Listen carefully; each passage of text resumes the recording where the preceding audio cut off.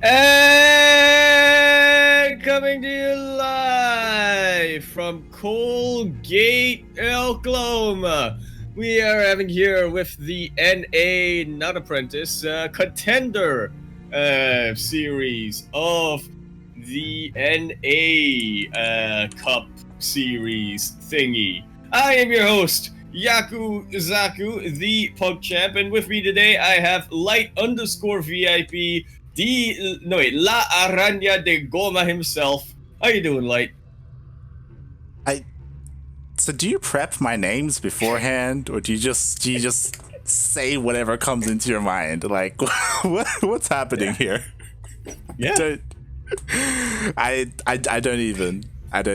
But what's up? It's great to be back casting some amateur StarCraft. Like, this is something that we haven't had all year, really. Like, here on the channel, at least on CranKy Ducklings. So it's cool to see this again. It's back to the beginning. Thanks, Blizzard API, for that, by the way. Thanks, Blizzard API. So if we want to talk a little bit about the event itself, you did kind of mention NA Apprentice, which is like the next step above this. That's like the main like league, and then that's the one which has the voice clip. You're fired. Yeah, and here we have NA Contender, which is restricted by MMR. It's up to players 5.2k MMR in the last 5 months. I can play in that. That's true. You could. You're nowhere near 5.2k MMR, but you could play in this. Yeah. Which 5.2 is low GM. It's low GM. It's definitely Masters 1, at least in the NA server. I'm not sure what it is in the other two servers. Yeah.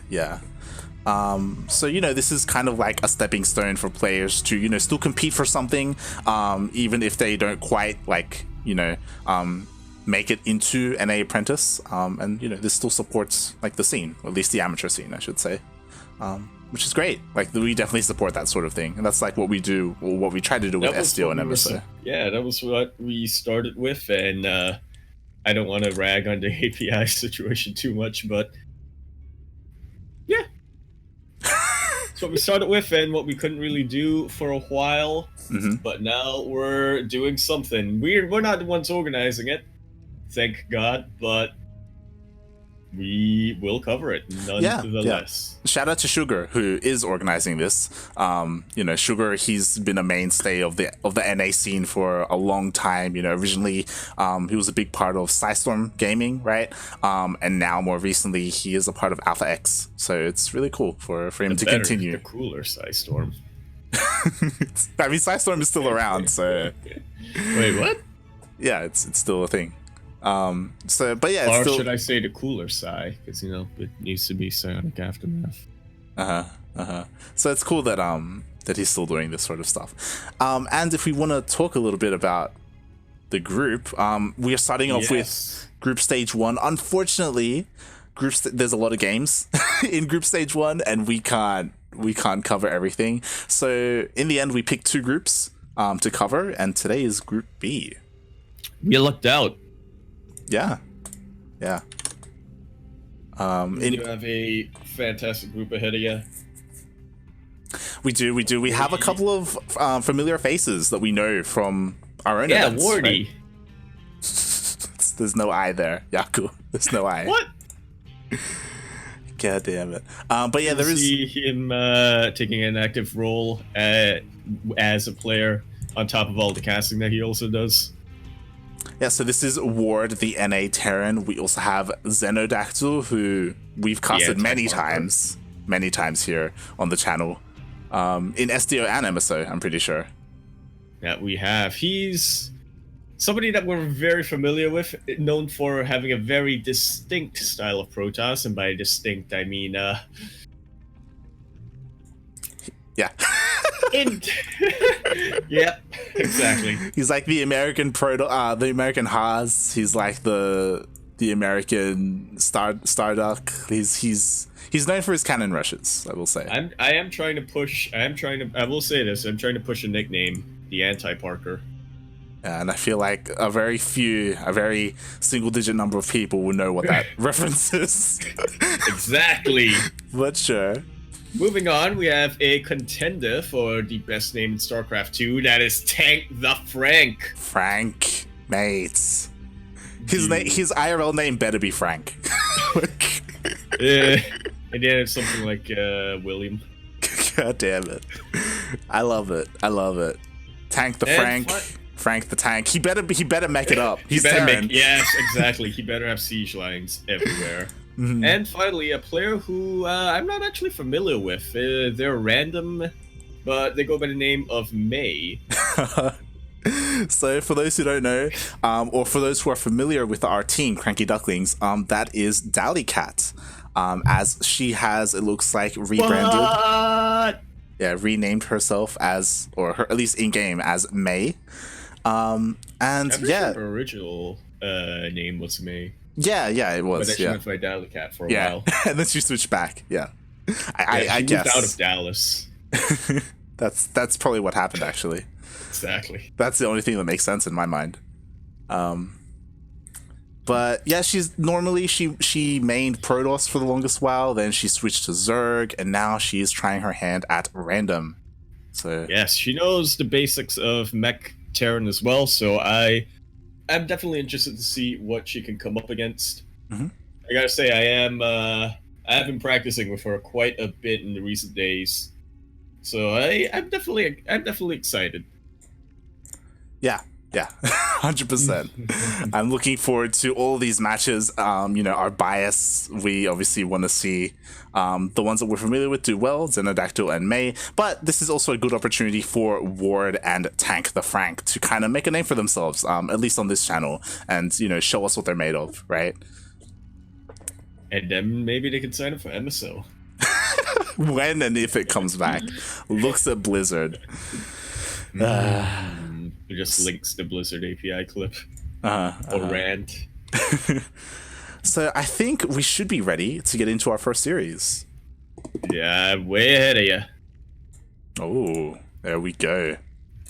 So this is a round robin format. We will be casting every single series, every single game. We'll see how long this goes for. We have 6 series all up. And yeah, we'll good luck.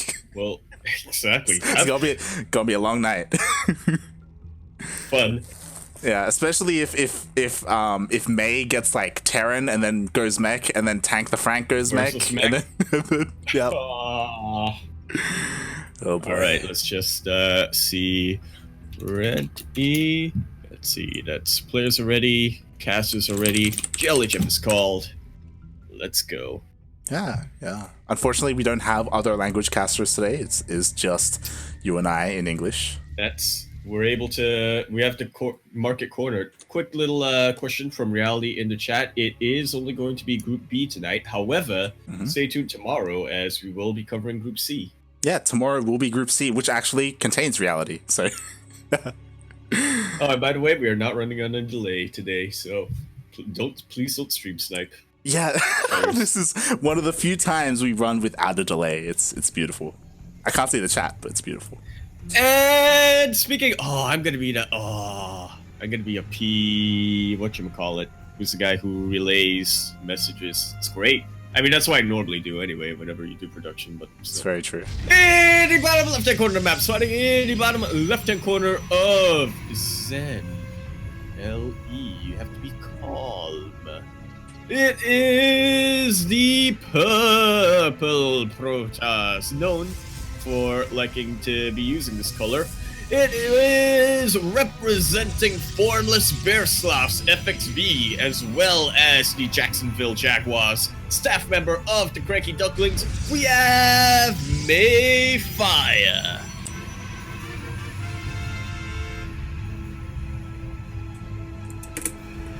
And in the top right-hand corner of Zen LE, we have the Terran player representing America, and he is teamless. It is TankThaFrank.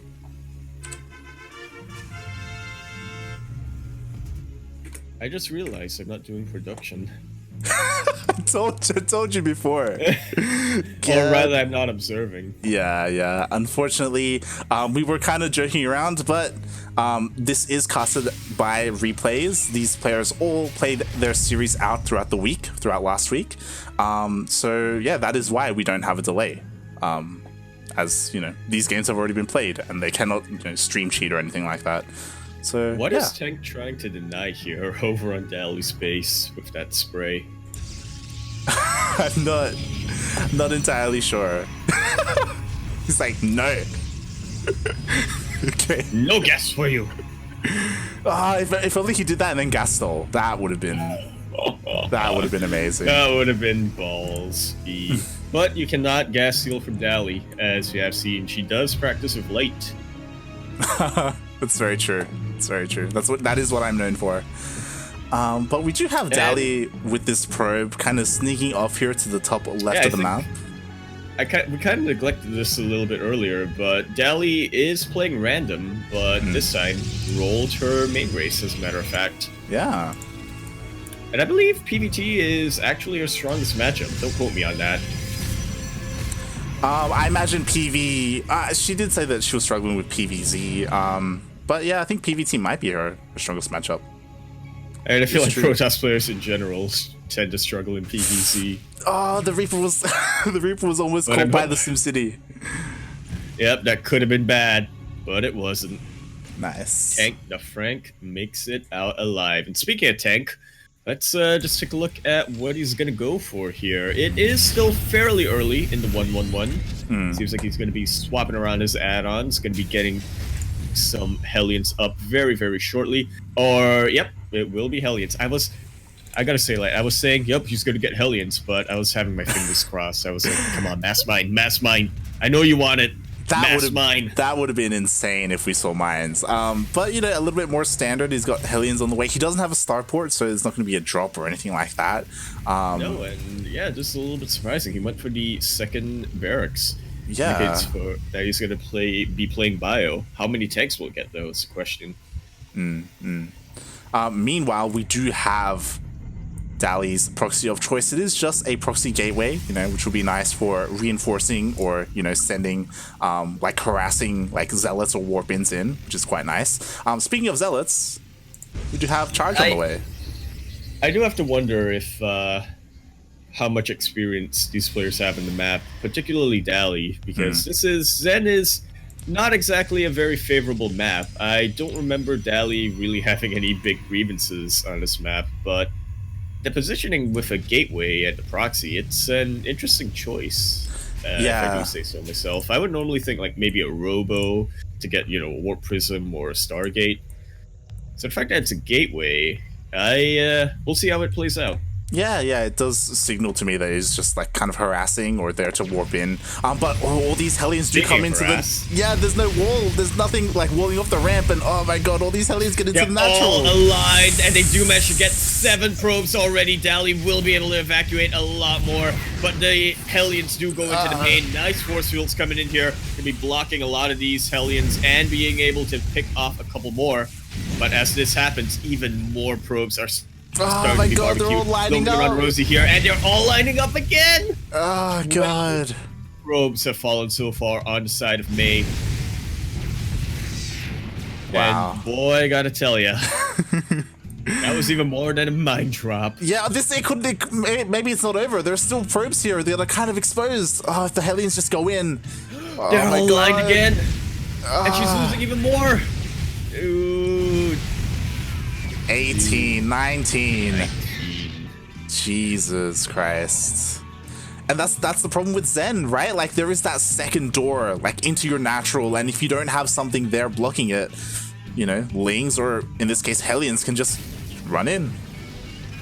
It absolutely can. That's why we normally try to have a unit there to, whatchamacallit, to try to block earlier on. Yeah, a unit or a pylon or something, right? And yeah, May just didn't have the units out. She didn't have any vision either, so she had no idea that it was coming. And her sentries were just a little bit too late. She had 2 sentries in her main, but they were just a little bit too slow to get the force fields off, and a massive amount of damage was done. And now it's on May to counterattack and try and deal like equivalent damage. It is, but as you can see in the warp-ins, that probe kill disadvantage put Dali so far behind. She's trying to get a massive army here for some kind of pressure, but she just doesn't have the income for it. Yeah, she could maybe do something with this Warp Prism, like sneak into the main and try and split his army and try and like do like 2-prong attack or something. And we'll see if it works out. Like this could help like bring her back into the game. Well, Warp Prism is undetected so far. Yeah, that's a lot of zealots as well. It's a lot of zealots, so they God. do all have charge. Our tank rather is bringing his entire army back. Meanwhile, the Sentry and the Stalker Force is coming in from Mayfire. There's only one Marine in this bunker, and the mineral line is so exposed. Ooh, and there we go. 11 SCVs have gone down so far this game. These Zealots are still wreaking havoc in main. And this is not a good enough army split from Tank. Yeah, and there we go. 11 workers go down. The bunker goes down as well. The tank isn't in range for these stalkers or these sentries. Nice forceful coming in here, blocking off even more reinforcements from the tier. It looks like Mayfire is starting to equalize in terms of the income. That was actually pretty good. 16 worker well. kills. Yeah, forces the CC to lift. You know, killed a couple of Marines as well. It's pretty good. Here's the thing that worries me, though. May has not rebuilt those ropes that she's lost. Look what's going through the middle of the map. Oh, boy. He's pulling every boy. Well, then. Tank is just about all in here. Which, actually, I don't think is going to work out in May's favor. Yeah, she doesn't see this at all. She has no vision, and now it's too late. She can maybe recall her units back home. All right, base race time. Oh, God. She's fighting with the probes. I mean, she has it. The recall goes down. She's recalling, but I'm not convinced that it's going to do anything here. The chargelets do go in, but there's no AoE. The tanks are about to come in. The bio is just cutting down all of these units one by one. Dali is trying to come up with a force back onto the main, and they are starting to chip off the SCV forces and a bit of the bio. But once again, the rest of the bio comes in and groups up. Yeah. And this is not going to be a very good day. May is trying to go for a base race here, but the buildings have been lifted. There is no anti-air over on this side of the map. She does have that pylon in the gateway up in the north side. She does. So she's trying to hang in there as much as she can. Yeah, she cannot lose this Warp Prism. GG is called. And Tank will take game number 1 in somewhat of a hectic fashion.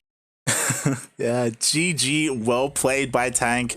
That was some really good a good counterattack by May, but it seemed that May's like pro production just wasn't there. Like even though she killed 16 workers, she was still down almost 20. Yeah, absolutely. If she remade the workers, easy, I think. Easy hold. Like remake the workers, maybe get another couple of production. Yeah. That would have been a fairly easy hold. Because if you think about it, that base race that Tank initiated was a little bit of a Matlat move. Oh boy. This is either how he wins or how he ties. Or in fact, he could even lose if again, you know, there was that infrastructure and that income. Yeah. But there wasn't. I mean, maybe she didn't even need that. Maybe just vision. If she knew the army was going through the middle of the map, all she has to do is warp in a couple of sentries and just force field that ramp, and then she buys enough time, right? All she has to do is buy time, deal more damage on the other side of the map, you know, warp in more. But both times that Tank moved out across the map, she just had no idea. Like the Hellions and that later push, like it just completely caught her off guard. I think it was that early pressure that did force her to kind of tunnel a little bit. I mean, I don't want to give away these top secrets of practice, but it is something that can happen. Right. And I was just told that, sorry if there were IEM logos in there, as that was from a previous... You might need to restart your game. You know what? We'll do that after this. All right, this game. Hold on. First, I'll remove the folder at least. Yeah, this is not IAM. Even though, which might surprise many of you. Yep. I, for one, was shocked. Shocked. You know, how often do you see TankThaFrank? He only shows up for the top high-paying tournaments, man. Not Exactly. you, Bixby. Yep. And it looks like we're about to go in. Our players are ready. Yep. Our casters are ready. We're jumping in. Beradon. Remember to control shift 3. Duh.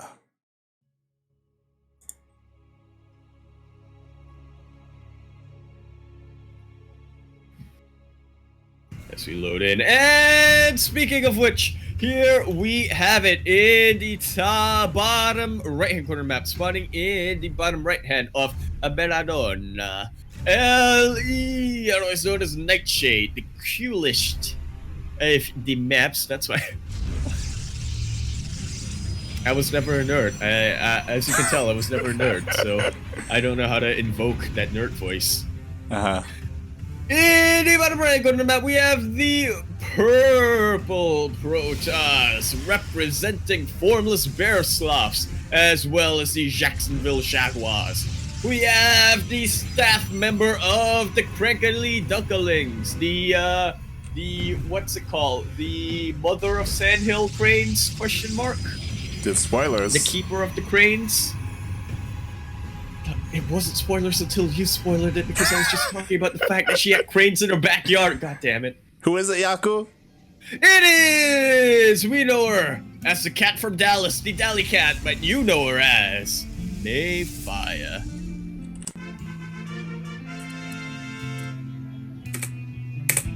And in the top left-hand corner of Nightshade LE, we have the player already up 1-0 in this best-of-3 series proxying across the map. He is the Terran player representing America. It is TankThaFrank.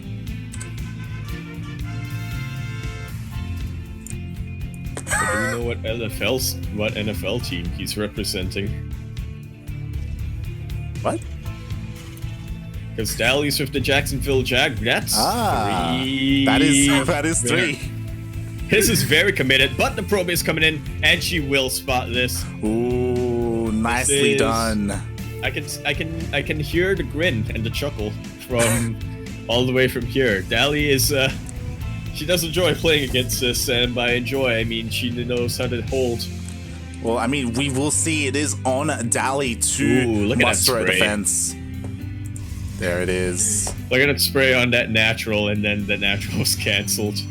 Oh, okay. That's a power move if I've ever seen one. Assert your dominance. Yeah, and this is a pretty interesting proxy. We do have double tech labs, we do have Massive Marauder with concussive shell, which will do very nicely against gateway units, but we already have all these shield batteries on the way from Dally, and the first Stalker.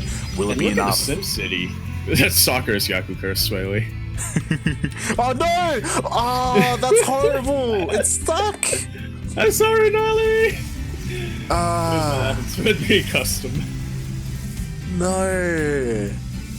But I have a feeling that with how the SimCity plays out, the Marauders could just actually go into the range of the Stalker. Here's hoping. Yeah, here's it is hoping. on range of the shield batteries though, which is very unfortunate. Yeah. That's just a shame. And here come the Marauders, and there is one Stalker out in time, but it's only in range of one of the shield batteries. Kills the SCV. SCV does go down. There isn't enough kiting here. The other.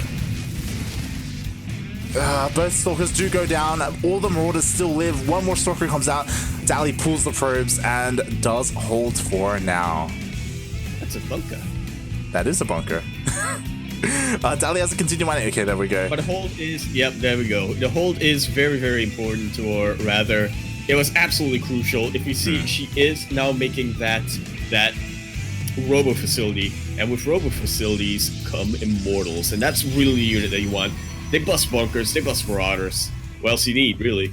That they do. You can also get a warp prism if you want to go around the map for harass.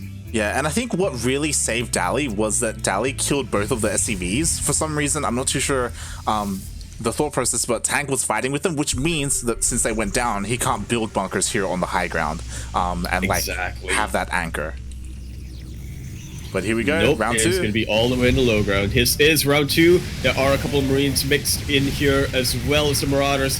The Sentries, unfortunately, don't have enough energy for Guardian Shell. They could potentially use a Force Field, but that's not really something you want to risk this early in the game when you have such a low army count. Yeah, that would be huge, actually. If Dally manages to cut the army in half with a Force Field on the ramp, like, Dally could just completely win the game by destroying half the army and then just moving out across the map. But this isn't looking... is here. Yeah, this is looking kind of rough for Tank. Crucial.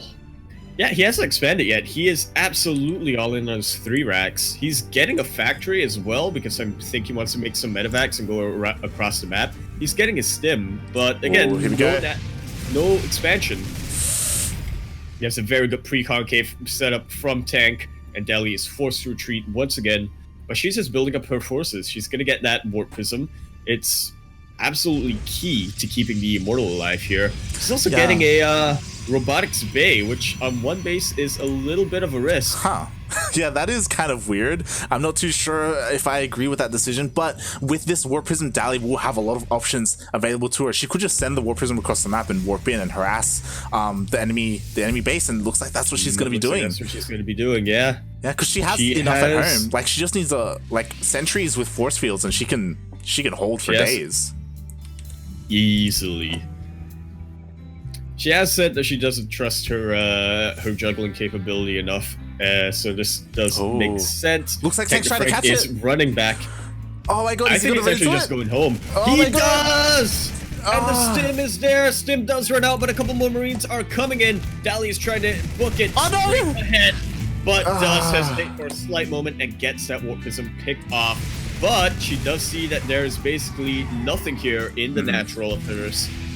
And so she comes in with two Immortals and the Guardian Shell. They are picking apart the bio of TankThaFrank. Dally should be able to secure her natural very, very shortly. All of this bio is out, and as you take a look at that force that was on the map from TankThaFrank, so overstimmed. Yeah. No medevacs in.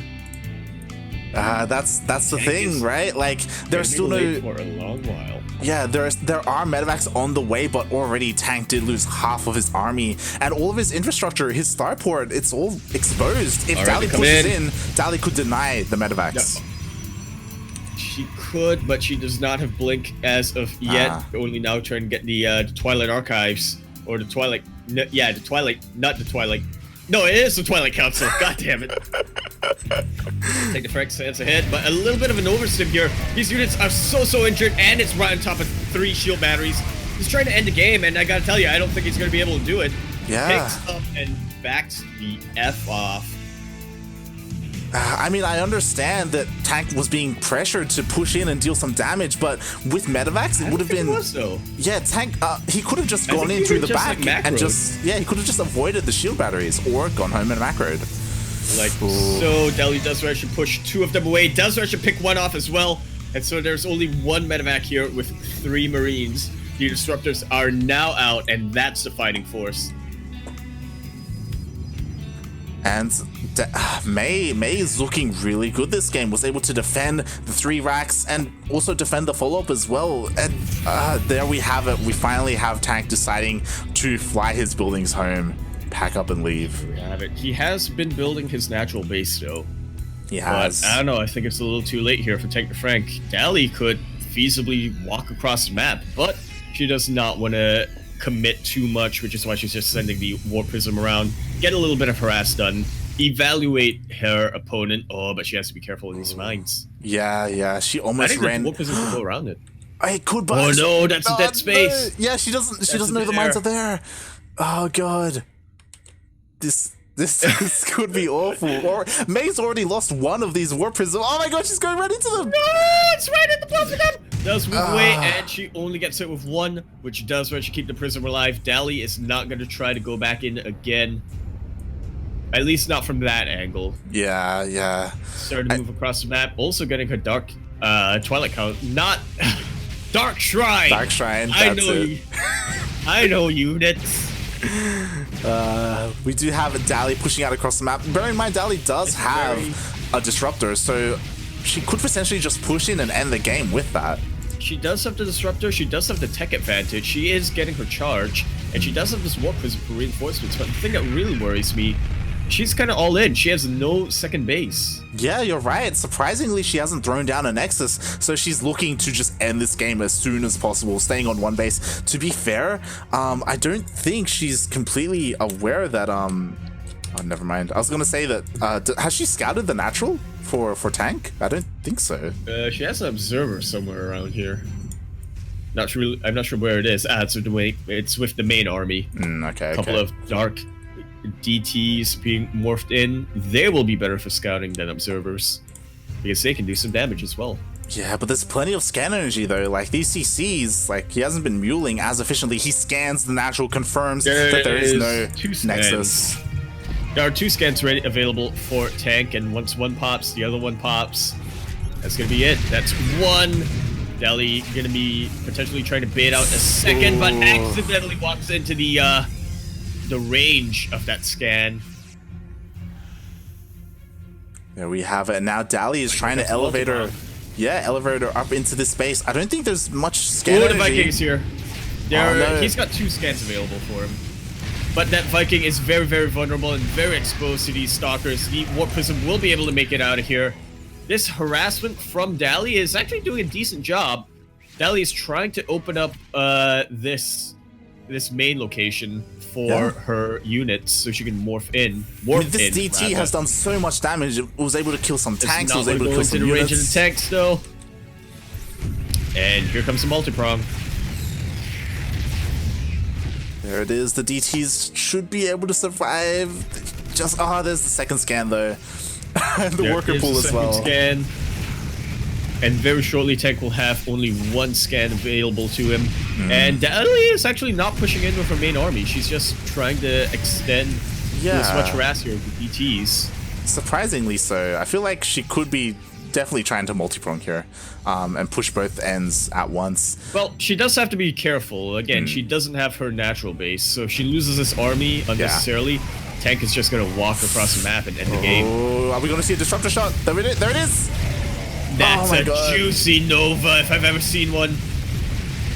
And with the Immortals, with the friendly fire on the mines, this is just about it. I don't see Tank holding this. GG, well played. And we are gonna go into our ace match. Yeah, just all of the tanks went down for Tank. He did have those 2 Widow Mines at the front, but those DTs just did so much damage over time, and Mei was able to bring it back. After, it was looking kind of rough. I feel like if Mei took too long, like Tank would have just had too much. Yeah. GG, well played. GG, well played. Did Dali pass the Xbox controller to Nem? Well, considering that the only controller compatible is the N64 controller, no, Dali probably owns one. Oh my god. Yeah, a little bit risky play from Dali, staying on one base, but at the end, she did defend against the proxy well enough and counterattack well enough that she was able to win the game. That it did. It brings us to the ace match. The winner of this will be up 1-0 in map or series score. Yeah. The loser will be down 0-1. You want to get those advantages early on. All right, players are ready. Casters are ready. Let's go. Now, once again, we do not have another language stream. Maybe we can get in touch with Maralekos or something. See if he's willing to wake up early for some German stream. But yeah, tis just us today. Wir haben dein Deutschstream. Is Felix in the chat? Can he confirm Yaku's German? No, it's not Wichtig. No, it is Wichtig. Or is it? Yeah, it is Wichtig. And speaking of Wichtig, here we have it in the top left-hand corner of the map, spawning in the top left-hand corner of Ephemeron LE. Finally going to be yeeted out of the map pool. Here we have it, a player who is now finally playing something other than Protoss. Yeah. Rolling something other than Protoss, I should say. It is the purple Terrans. You gotta rep them colors, them Formless Bearsloth's colors. Here we have it in the top left-hand corner map, starting in the top left-hand corner map, representing Formless Bearsloths as well as the Jacksonville Jaguars. It is the staff member of CranKy with pulling 3 SUVs. We have You know her as Mayfire. We know her as Delicat.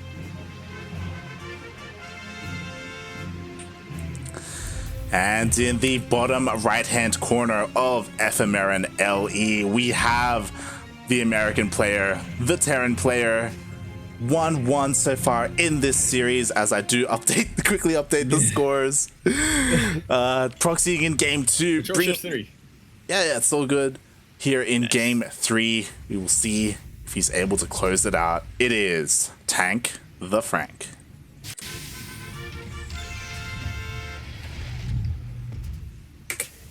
I'm adding him now to my list of... I have a free-for-all idea. And it's just with players who have really cool sounding names. So Papa Panda is in it. TankThaFrank is in it. E.T. Coming Home better be in it. There we go. There's a couple of good names out there. It's pretty good. But here we have, I believe, as the resident Terran player Yaku, we have Tank going for 2 racks. Oh yeah, I am the top Terran player now. Everybody else switched race. Well, I mean, Milk is plat, remember? This is accurate. Like, everybody switched race or retired, or then you have Milk, who's now plat. Yeah. Rip. I don't like this pressure. But yeah, what do you think so far of Tank's build going for these Reapers? Maybe he was hoping to catch May's Reapers, but it's a little bit questionable. Whenever I think of Reapers, I think of the Chinese build, which is 4 Reapers, 4 Hellions. Other common variants tend to be, tend to be like 2 Hellion, 1 Hellion, 2 Reaper, or 3 Reaper, 2 Hellion. Basically, that's what you go for. But Tank is only going for 3 Reapers, which is definitely questionable. And he's not in there. Really committed either. Yeah, he does try to sneak in. I'm not convinced that he's going to get too much. He is targeting down the Hellion, and that is absolutely key. But now Dali has 2 Reapers ready to fight and is able to get the better end of this deal. Nice, nicely done. I'm not too sure, who came out on top. Tank did lose 3 Dali Reapers, but Dali did lose 1 SCV, 1 Hellion, and 1 Reaper, so... Yeah, no, Dali came out on top easily. Okay, there we go. If the aggressor gets everything annihilated, then the aggressor has lost. The defender comes up on top. Does depend on how much damage they get done.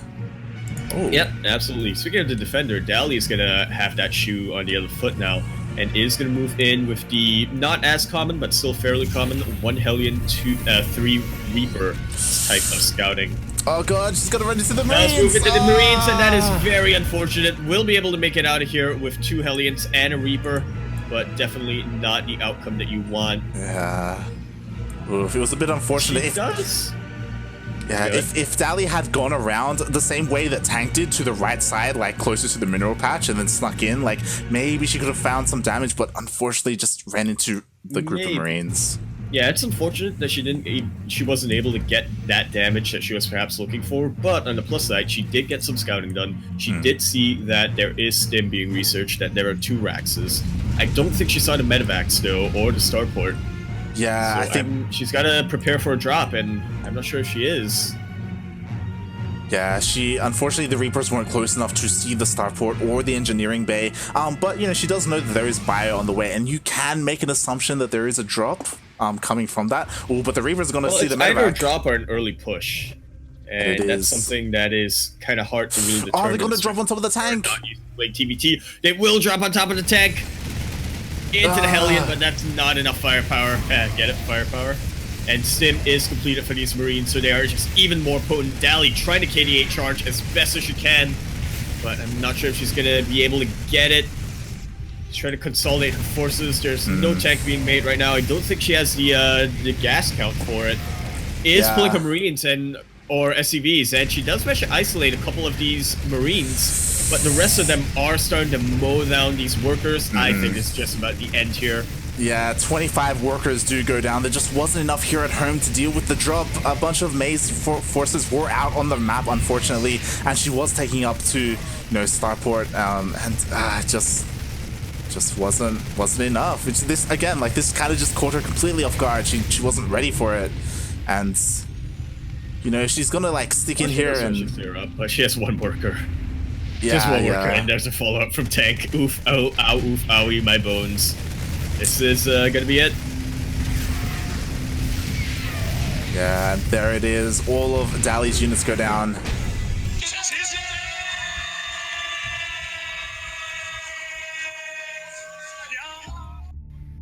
And with that, TankThaFrank, the hecking bank, or is making bank with this 1-0 series score in this round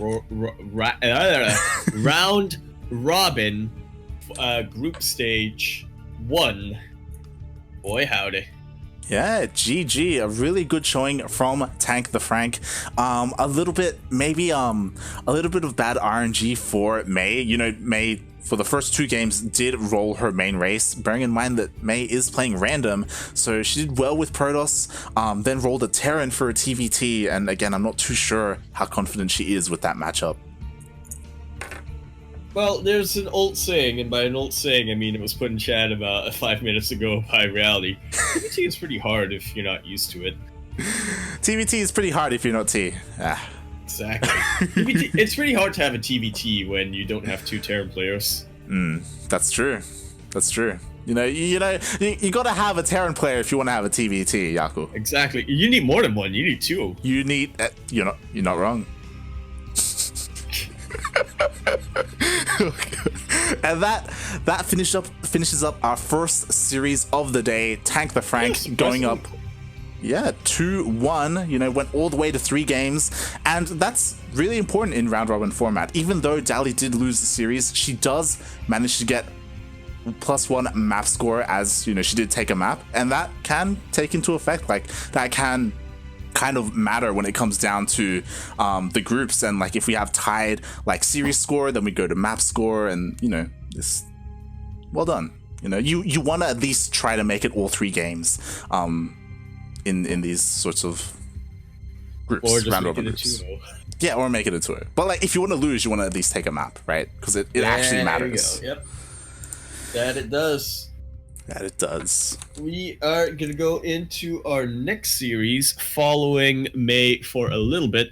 We have another Terran player, my favorite Terran player from. Actually, no, that's a lie. Because the UK has Vault, it has Razor Blader, it has Dotted. So my 4 for 5th favorite Terran player from the United Kingdom, it is Horde. I feel like you shouldn't mischaracterize who the player is. What? It is Ward from America.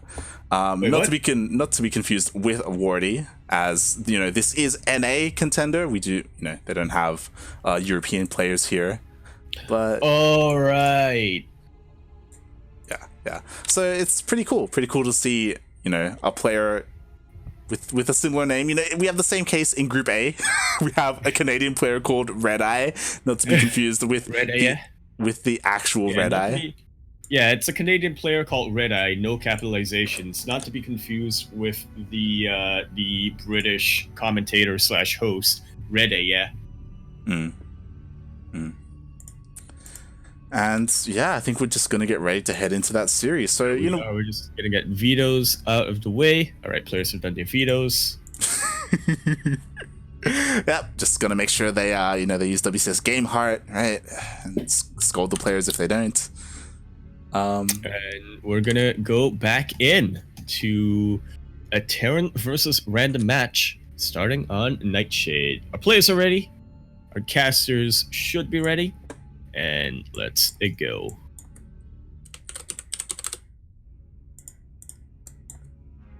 Here we go. Just updating casting tool as I'll save that for the intro.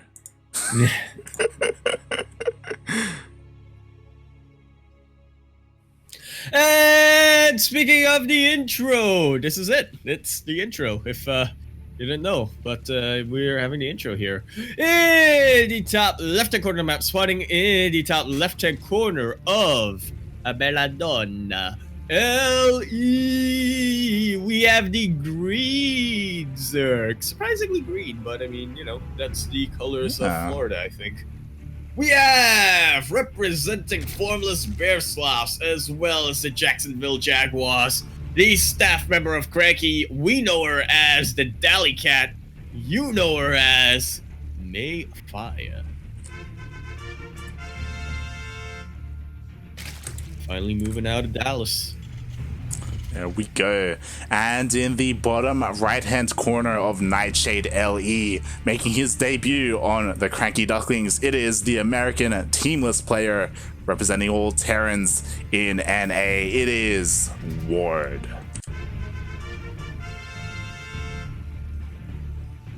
I like to imagine he just comes from a different branch of the family as Wardy.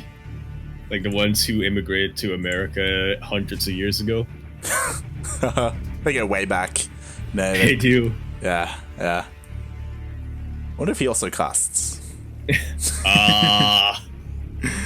Wardy's second account. Let's not spread rumors, otherwise he's gonna get banned. But this is actually the first time we are seeing Zerg from May. That it is, which is, I think, the race that Dally is more comfortable with, at least compared to her Terran. And she's actually been putting in a lot of time into learning Zerg and playing Zerg in these past couple of months. Yeah, I feel like her Zerg is, not quite at the level of her Protoss, but it's pretty comparable. It's pretty up there. That indeed it is. I think it's kind of funny, where before she went back to laddering on Protoss, for a while, her Zerg was actually on a higher level than her Protoss, but then obviously she wasn't laddering as Protoss at the time. Yeah. But that was kind of funny to behold. Yeah, Zerg was the first race she switched to, and we actually have 8 Lings here coming from Dally as opposed to the standards. We have 4 more behind this. We could be seeing a Ling flood. A stupid amount of Lings. Yeah. Unfortunately, though, this does get scouted by Ward. He should take note of the amount of Lings, of the abnormal amount of Lings. And the amount of gases, too. Yeah, and the lack of the third as well. Like, this is... alarm bells better be ringing in his head. And if not, I question his casting.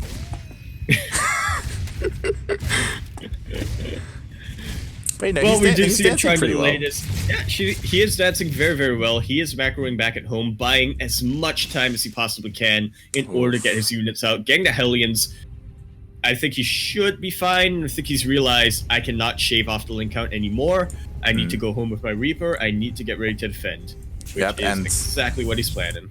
And there we have it. More and more Lings are coming out from Dally. No drones have been made since the beginning of the game, and they are moving out across the map. Ling's speed is just about to finish up, and depending on the positioning of these Hellions, they could either get surrounded and Ward could die horribly, or, he could hold this.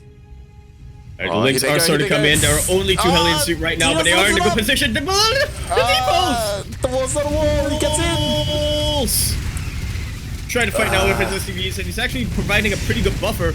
These Hellions are starting to chew through these Zerglings, but the damage has already been done. But it's not anything that's too lethal. That being said, yeah, there we have Ward is able to hold 20 more Lings on the way, as well as a Baneling Nest. Dally not really dealing as much damage as she would have liked. Sure, she killed a bunch of SCVs, but Ward still has that worker advantage. And Ward, he needs to be very careful. He needs to be on top of closing that door into his main. All in. Oh yeah, no, yeah, 100%. Dally's been all in this entire time. No workers have been made. Dally is now making Banelings as well, so Dally is looking to bust. There is still no tank, but there is a Banshee. That Banshee is going to take way too long to come out there and help.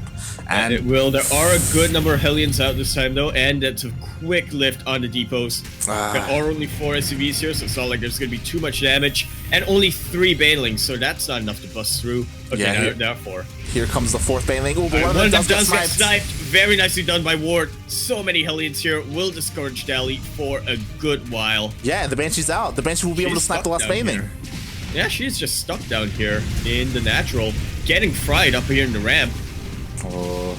if Dally doesn't go back in macro, this is going to be increasingly worrisome. Yeah, and as you say that, Dally just continues to make more and more links. Still no more workers. It is too late now. You know, she does force the natural to lift up, so she could transition if she wanted to. But, you know, she decided not to. She's still... Oh, no, there we go. 5 drones on the way. She is looking to transition out of this, but will she be able to handle these Hellions? Well, she is trying to set up a flank. And she does look like she's going to go in, but there are so many Hellions, though. They are kiting these links very, very fantastically well. And the links are starting to line up. That flank did not do what it intended to do. Yeah, it's so difficult to try and surround Hellions with links, especially if the Terran player is paying attention and is on top of his micro. What are you trying to say about me, Light? If you catch the Terran player off guard, then the Hellions just go down to links. But here we have the Hellions moving out. We have 2 Banshees. We have 2 Banshees now heading across the map as well. There are spores for a main, though. Pressure. There are spores, but there are even more Hellions. GG. And Ward takes game number 1, doing his British cousin proud. That he does. And again, not a bad opener from Mei. She did come in and deal all this worker damage. I would have to maybe even check the replay to see if she was reinforcing as she was attacking with those things, because it felt like like 2 different waves of lings hit instead of like a constant flood. And potentially she could have broken the Terran if there was just a constant like line of lings coming across the map. But you know, well played. Yeah, a little bit of tunnel vision there, which is definitely unfortunate. Well defended by Ward. I was questioning his defense a little bit since he wasn't getting a tank. He was just getting nothing but Hellions for defense. But you know, he had enough to be able to snipe the Banelings before they were able to bring down the depot, and that just saved him. Like if the depots went down, then all the lings would have flooded in, and we could have seen a completely different game. That I do agree with. We are gonna... No, wait, this is not EM. We are gonna go into game number 2, which is on Triton. That it is. Interesting map choice here is Dally channeling Quirky. I was gonna say, I feel like Dally should go to Quirky's school of Bane Bust, or Quirky's dojo for a while. But we shall see as we load into game number 2. Players are ready, casters are ready. And here we go. We have a replay in this best of 3 round robin group stage. We do. We have no delay. No, we can see the chat. And when I say we, I mean Yaku, as I do only have 1 monitor at this time. Okay, good. Yeah, just gonna rely on you to relay the chat. And speaking of the relays, control shift 3, we have in the bottom right corner of the map, starting in the bottom right hand corner of Triton LE, we have the Greens representing Formless Bear Sloths, as well as the Jacksonville Jaguars. Portals. We have the Greens all the way. I feel like I didn't mention this before, but all the way from Florida, we have the staff member of the CranKy Ducklings. It is, you know her as Mayfire. We know her as Dally Cat.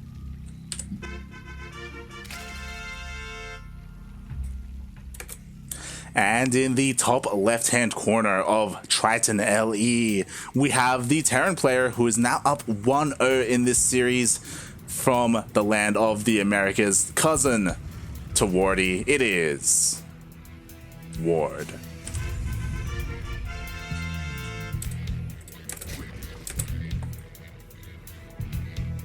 Hello, Darking. Start putting foreheads in the chat. How we doing? Hey, Darking. How are we doing? Here we are casting NA Contender, organized by Sugar, sponsored by Alpha X. And yeah, here we are in the second series. Mei rolling Zerg again. Which is, when we go into game 3, she's gonna have a different race. She's gonna have Terran. I feel like it's a pattern. It's a pattern at this point. Yeah. In the first series, Mei rolled Protoss 2 games in a row. Now we have Mei rolling Zerg 2 games in a row. And, you know, again, we did mention that Mei's Zerg isn't too bad, especially when it comes to, I would say, even like more macro games. I don't, especially after the first game going for that kind of Link Flood, I don't think we're going to see that again. Which was definitely, yeah, I gotta say, that Link Flood is surprising to me because, as I said, I do practice with Dali semi-regularly, and honestly, her macro style is a lot stronger than her all-in style. Yeah, and I think it was kind of map dependent, but I've lost the games where she just played straight up defensive macro, and I've won the games where she went all in. You said you were asking if it was map dependent, but we do have Dali coming out with 8 links once again. No thing. Yeah, just like game number 1. This time though, it does look like she is droning up a little bit more. I'm a little bit worried though, because this is a lot of lings. More so than you usually see. That is a lot of lings. She is mining a bit more gas this time, so I don't think she's as committed as she is last time. Also getting a couple of drones here. So I think this is just for map presence rather than to end the game. Yeah, I would hope so. Oh, it stays alive! I also said swore when I meant to say tumor. Third base, there we have it. Bada Nicely boom, bada done. bing. This is going to be a different game. Yeah. Mei was able to sneak the drone out and actually get the third, bypassing the Reaper. Meanwhile, the Reaper did almost go down to the Queen, but was able to save it, as well as save the tumor. Nicely played by both players. Goes. And here we have the Lings trying to catch a Hellion. They maybe can catch one. Oh, both of them are very low. She could actually get both of them if the kiting isn't there for ward. Ooh. She does get the both of them. Very nicely done from our green Zerg player. Nice. A good start, especially since we do have ward going for this 1-1-1 opening. Just like game number 1, actually. And we do have that same follow-up as well. Yeah. Exactly. This is fairly common, but not something that you see every day. But it's fairly common. Something that I'm actually very worried about is that Mei does not have an Overlord outside of the main of ward, so we won't see an Overlord scout anytime soon. And with that, like the Banshee could deal a lot of damage if it goes unscouted. That's the key phrase, if it goes unscouted. Dali is moving in with even more links here, getting that SCV, gonna be supply blocking ward, actually not quite yet. Doesn't get any scouting done, but will wreak havoc on this mineral line. Yeah, nice pull from ward, does save the majority of the lings, and the Banshee does come out. I'm not too sure if Mei was able to see that Banshee as it came into view just as the lings were falling, as no spores are yet in production. They are not, but the lair is getting in there, so she might want to be relying more on overseers. She does have a... actually, no, that's not a lot of queens. No, it's 1 queen per base, no spore. There is a lair, so an overseer can be made at the last minute, but there will be damage done. Unless ward, I don't know, sends the Banshee in and it just attacks the queen or something. Like, that may be the best case scenario, but I doubt we're going to see that. He's macroing. Oh, hits the third instead. There's no detection here. This is the best case scenario for Mei, actually. No detection here from our Zerg player. That there isn't, but there also weren't any drones at the third, so no drone damage is done just yet. The Banshee kind of wasting time coming here into the natural, finally looking to get some drone kills, but we do have the Spore already on the way. We do have actually no Overseer on the way, so it's just the Spore that she's waiting on. Wait, did the Overseer not complete? Nope, it's not here. Interesting. Yeah, and oh my god, 10 workers go down. 11 workers do go down in the end. Oof, that's not what you want to see. Like 1 Banshee with 11 worker kills, that's insane. That is Milk Scream right there. And he's even getting 12, maybe 13. Can I get a 13? I do get a 13, and it backs away. Dali is just, again, not defending, going straight for a base trade. which is very questionable. But she does have the firepower. If we just look at the army supply difference, does not want to get hit too many times by this tank, though. Yeah, that's the problem. This tank is in such a good position, and with no Ravagers, like, she won't be able to break through this. She just backs off. Yeah, she's forced to back off. Her worker count is down, but she could potentially catch up. It does kind of depend. There is still no Spore at the third base, and more Banshees did come out, so she does have to be careful about that, as there are 2 on the map. Well, she does have the Spores now. She does have an Overseer ready, and the Ravagers are on their way. Dally just going straight on for this 3-base Roach Ravager push, which kind of worries me as time goes on, I gotta say. Yeah, Roach Ravager doesn't scale too well against Bio. It does okay, but at some point, like, more is required. In saying that, income difference. Yeah, we have that income difference. Finally, we do have the Evos coming down from May, but 1-1 is already finishing up for the Terran player, and this is going to be an uphill battle for May.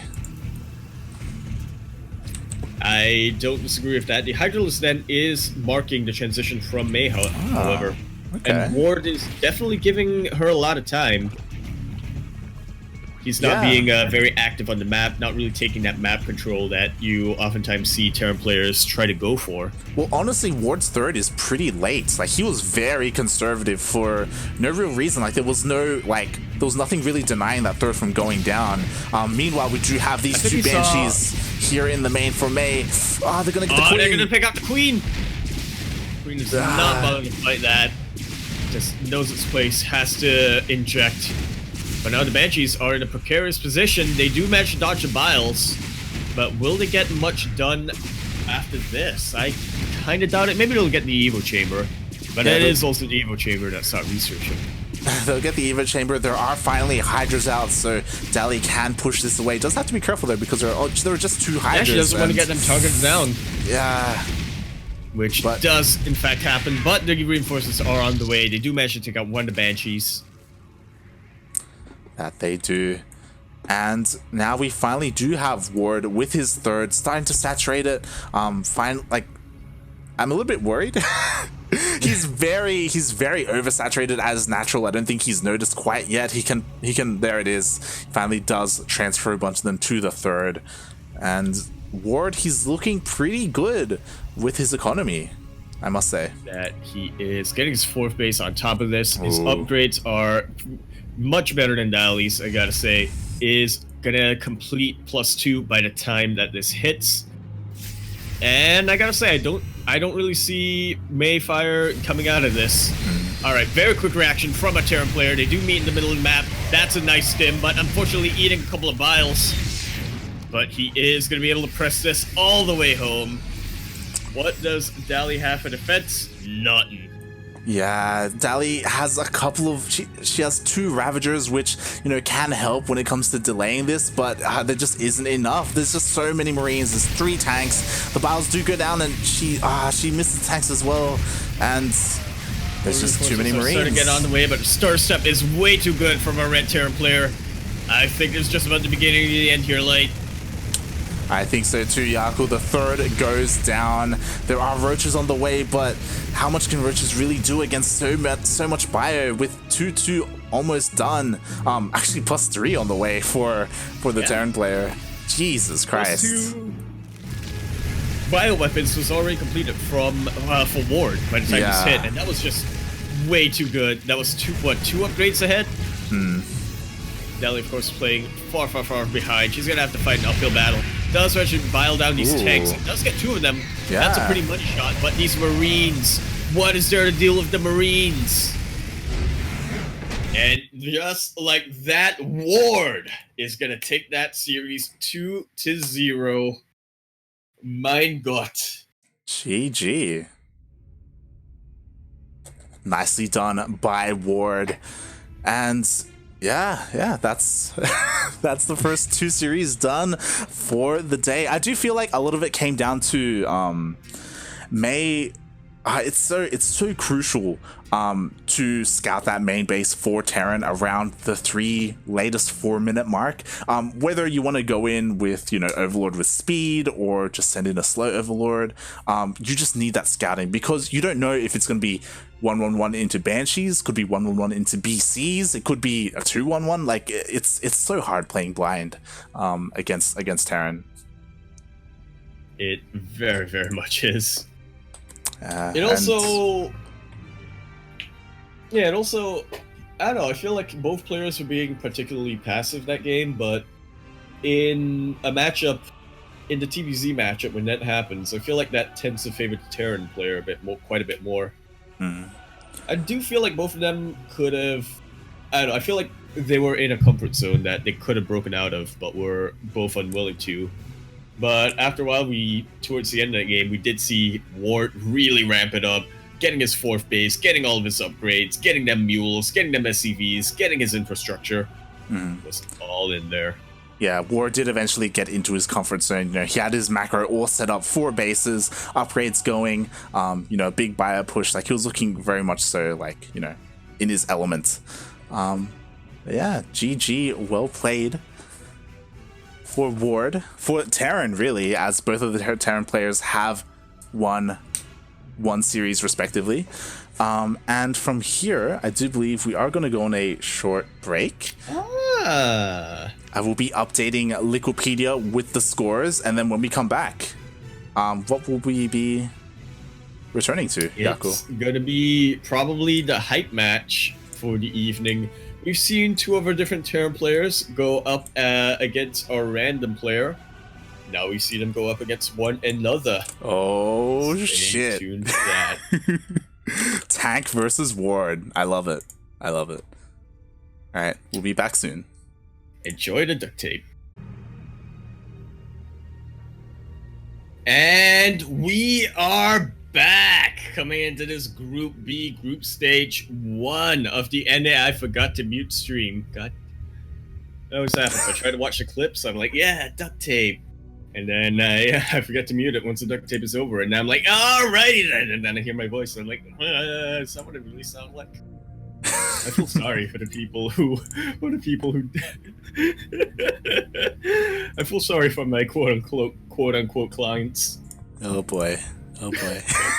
For those who are unaware, Yaku is providing voice acting services online to various different advertisers, clients in general.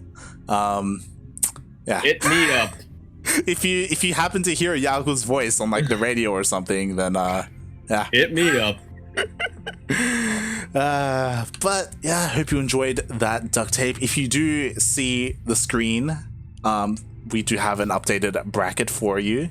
Ward and Tank so far. You know, again, we've only had 2 series, so it isn't too telling, but you know, Ward. Yeah, we have about 4 to go. Yeah, we have about 4 to go. Ward does have an advantage over Tank, as he did win his series 2-0, whereas Tank won 2-1. And now here's like the tiebreaker sort of thing. Who's the better Terran? Who is the better TVT player? As we go into our first map, it is going to be Ephemeron. LE. I did enjoy watching that girl die. I like that too. It's freaking great. It's great.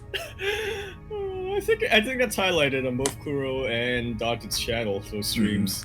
So check them out. Yep. Funny. That was fun fact. That was Kuro, Daunted, and May. Playing Terraria. May, who we happen to be casting. But not in this particular series, as we do have a tiebreaker. I played this already. The cast is already. Let's go into it. Are there more games? Yes, there are, Kerwin. And it's your favorite matchup. We're not even halfway through. There's plenty of games. Well, after this series, we'll be halfway through. But specifically this series, yes. This is our halfway point. Tis. Hope you hydrated. Speaking of halfway points, here we have it in the top left-hand corner map, spawning in the top left-hand corner of Ephemeron LE. We have the red Terran the American, whatchamacallit, in the top left-hand corner of the map, representing no team as of the current series. It is Ward. That was actually one of my shortest ones so far. God dang. It was surprisingly short. That's what she said. In the top bottom right-hand corner of Ephemeron LE, we have also, you know, winning his first series, now here in his second. He is the American Terran. He is TankThaFrank. Such a cool name. I love it. It's beautiful. It's a cool name for a cool guy. It's a cool name for someone who better play mech. we better see some tanks out of this guy. Stop sign coming in. Maybe that's why his name is TankThaFrank, because he like put stop signs, right? For tanks. 2 Rex? Question mark? I wonder if these two players have some history. You know, we've got a little bit of bans happening here in the chat. We didn't really see that with May. I don't know. Yeah. Well, he's making it very apparent that he has seen the opening for Ward. What's Ward gonna do? It's called out. Well, yeah, it's been called out. It must be heartbreaking. I mean, you know that you went for a strategy and now it's being scouted out, but Ward's coming in for a scout of his own. Yeah, I mean, Ward, he's doing what I believe Tank did against May, where it was like 2 racks, you know, get like 3 Reapers out and then get your factory, whereas Tank is already on his way getting his Here's the question. factory.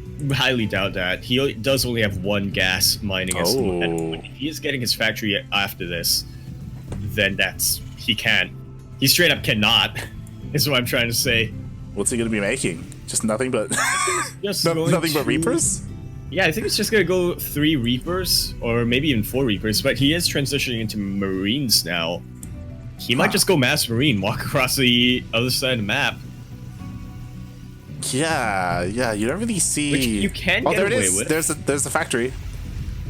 There's that factory coming in from Ward. I think he's going to be very aggressive in the early game. He does not look like he's going to be getting stim anytime soon, as, again, if he was trying to get that second gas, it seems a little bit late. Yeah, it does seem late, but... Tank is going to reciprocate. Yeah, it also feels like Ward, he's trying to hide that factory as well. He's like trying to, you know, mind game maybe. We'll see, you know, at least, you know, have Tank stay on his toes. Yeah, Tank is playing a little bit like he's anticipating the Reapers to come at him. But I think it's a little bit too late. He realizes, well, the Reapers could have hit by now. I have a decent force. I'm going to go scout what you have, however, on your base. While I get this Liberator be up, careful because there. he probably won't have a lot of anti-air. The goes down. The Reaper goes down as well. Look at his concave. This is a fantastic concave coming up from a red Terran player. Yeah. He's going to be chasing down these Reapers. Unfortunately, he leads with the injured one, and he does lose it. Being a little bit juggled here once again, and the main thing to point out, that Liberator is almost done. It's just about to pop out. Exactly, Ward has no anti-air, a couple aside from, actually he has a decent chunk of Marines. Yeah, he has a decent chunk of Marines, but he just has no idea that this is coming, and so quickly as well. Alright, how's the reaction times? Yeah, there's no Cyclone either, it's just pure Marine. Very quick. He loses no SCVs, look at that. Beautifully done. This is the Ward that we know and love. This is the Ward that makes his British cousin proud. Yeah, we know him. We know all about him. Know exactly what he's up to. And yes, nice moving with his SCVs. It is quite annoying though. There is a lot of lost mining time coming out from Ward. And there is, but he is positioning his Marines to be able to take them out. Oh, unfortunately here, this is a good position for the Freedom Circle, as it is sometimes called. But Ward is gonna go through it. He was trying to tank a little bit of damage, but unfortunately not quite getting it. Lifts the buildings, and now he does get his Marines into position. That Liberator is now not going to threaten Ward's base anytime soon, and this follow-up, I don't think it's going to get much done either. Yeah, that was pretty well played by Tank. You know, he was able to scout the main as well as kill a lot of SCVs towards the end. Ward had like an excellent defense to start off with, but you know, fell apart a little bit. And here comes the second Liberator. Oh my god, Oh, this time he should be, and okay. there's a little bit more lost mining time. Yeah, he should be more than fine. Look at that star step. Look at that stim. There we go. Then look at that Liberator just getting wiped out. Also, I just want to call out the players. Maybe we're a little bit spoiled in the first 2 series where they did have game heart. This game, no game heart. Game heart, man. Gotta remember the game heart. It's a hard life. You need a heart game. Exactly. I almost want to say that it was May who made the game specifically with game heart. We'll see. I would imagine so. Steel is she's cast it with steel enough times, I think. She knows the hardships the caster life. That's how I learned to have game heart in every game that I play. Yeah, pretty much. You never know when you want to watch the replay or have it casted. You never know when Steel is going to come in with a cane. He'll do it. And we do have this drop coming from Ward. Ooh. Yep, he does see that there are defenses though, and he quickly backs away. He is going to try to find the angle, and I think he might be able to find it. It's not the end of the world by any means. Honestly, he could drop in the natural on top of these 2 tanks. Like, they are pretty exposed. The 4 Marines aren't enough to snipe these medevacs out of the sky, but doesn't seize the opportunity, and he's just kind of chilling here. Oh, now he's finally going for the drop. He's going for the tank. He is, in fact, going for the tank. There is also stim completed. This other tank is not in position. Now it does rush a siege up. The KD8 charge helps out a ton for a green Terran player, but it's not enough for a red Terran player. Ward, that is. That was actually a beautiful mine from the Reaper. Like, potentially it saved the tank from dying. Like, it completely pushed the majority of the Marines all the way to the back. It was nicely done. It absolutely was crucial there. You don't see that too often. It was great. Yeah. You don't see that too often. A lot of times the Terran players like to sort of use their Reapers specifically for scouting, and by a lot of times I mean me specifically. We do, and both Terran players, they are macroing up. They do have their upgrades on the way as well. I believe Tank a little bit behind. He only has 1 upgrade actually researching. Ward is a little bit behind. Well, yeah, I mean, Tank will be behind in the long run, but for now, Tank has the upper hand. Low Ward going for a bit of a doom drop here, and this is a calculated risk, I want to say. I think Ward did, with that earlier drop, he was able to see, oh, you don't really have much up in the south, in the southern parts of your main. And since I already dropped you once, you probably have a false sense of security now. Yeah, it's possible that, with that first drop, sniping a bunch of units and the tanks, maybe he feels confident. Oh, there he's going for it. I don't think he sees it. He hasn't responded yet. Or it was in his vision. Yeah, I don't think he actually saw it. It was in his vision, but he didn't see it. He does unfortunately drop right onto the Venn diagram of tanks, though. Yeah, the tanks just shell away at the Marines and completely annihilate all of Ward's forces. Yeah, Tank is getting the way better end of this trade. Wow. That was such a weird drop from That was Ward. Bold, to say the least. He went in blind. Typically you scan the main before you drop, so like the positioning of all the tanks and if there are like missile turrets or anything like that, so you can like calculate where to drop specifically. But he just dropped in the worst possible position in the middle of all the tanks, and they all just immediately shelled down on him. And Tank, coming out on top after that trade. But that he does, even economically, he's lagging a little bit behind. Ward, okay, I stand corrected. Ward did get his 1-1, but Tank was very quick to get his +2 weapons. Ward, once again, going to be trying to get his 2-2, but yeah, it's... I'm not sure if it will really play out. That's actually what I was kind of mentioning, where Tank, he was delaying one of his upgrades, and you can see there his armor is actually very far delayed compared to his +2, even though he had the NG base ready at the same time. So he did just miss that just a little bit. But yeah, he does, have his +2 attack, a lot faster than Ward, so he will have that window of opportunity where he does have that advantage. And you know what? I actually really like this from Ward. I love these sensor towers. Like, it's great. Yeah. Pretty good Venn diagram, pretty good for scouting, but it does actually catch a tank, and he does scout out the army from Tank. He knows that it's coming straight for him. He's going to be preparing his defenses as we do see the Marines and the tanks moving into that defensive positioning. I was going to say, I'm a little bit surprised that Ward is being active on the map rather than going for drops into bases, but it actually kind of worked out for him. Yeah, and he needs to keep doing stuff like that, especially after, you know, sure, he lost a couple of Marines in that drop, which wasn't a big deal, but he lost 2 tanks earlier, and that's just, it can be so hard to catch up from. And here we have Ward with the siege up first. Yeah, oh my god. Went first to siege, but this is a lot of bio from Tank. He does move into the siege line zone, and there is no more bio left from our green player. He does move into the tanks, Ward does, and GG well played is called. Ward, after looking actually very shaky throughout that game, ends up annihilating his opponent's army and is able to take game number 1 in the Best of 3 series.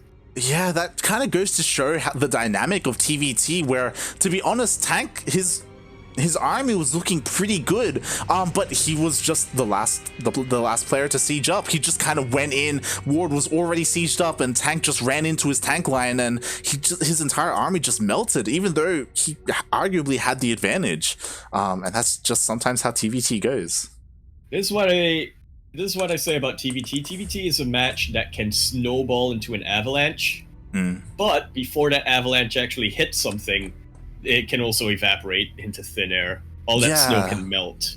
Like, that's the thing where, like, TVT, like, unfortunately, like, a lot of the time it's like, which turn player sieges up first, you know? And you have to be aware of that, and, you know, you can't be overconfident. Maybe Tank, he was thinking, yeah, you know, my army's bigger, I have so many more Marines, I'm just gonna A move in here and push through, but it just didn't work out for him. No, it did not. I don't have to wonder what was going on, what was Tank's point of view there, because that was a little bit late to siege up. Maybe he thought it was very late. Yeah, the most likely answer is probably he was macroing back at home and he didn't really have vision on the fight itself. Yeah, it's also possible that because the tanks for Ward were further back, maybe he didn't see them already sieged up, like, so he just wasn't aware. That's also something to consider. And when he took out the bio, I think he also got a little bit bloodlust there. He took out, honestly, a fraction of Ward's entire army, but because Ward kept most of his army hidden that entire time, that was a calculated move from our American red Terran player. Our next map is going to be Xen. Everybody is ready. We're going to jump straight in to game number 2. Yeah, casters are ready. Go, go, go. Unfortunately, the players forgot to make the game with Game Heart once again. Well. Remake! Remake, you nerds! And speaking of remake, here we have it in the top right-hand corner of the map, spawning in the top right-hand corner of Almost Ephemerum, but we are on Xen LE, the Red Terran, all the way from the US of A. Not sure what NFL team he supports, but he is gonna be coming in supporting that. I want to say the clan of the Ward, but at the same time, that's, you know, because clans in game are like a thing.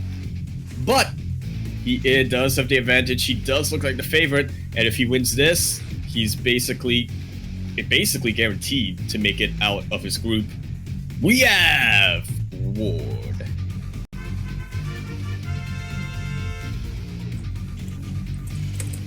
And in the bottom left-hand corner of Xen LE, we have the green Terran player, also representing North America, I should say America itself, as well as, I mean, he is teamless. It is TankThaFrank. I got my flag ready. It's perfect, yes.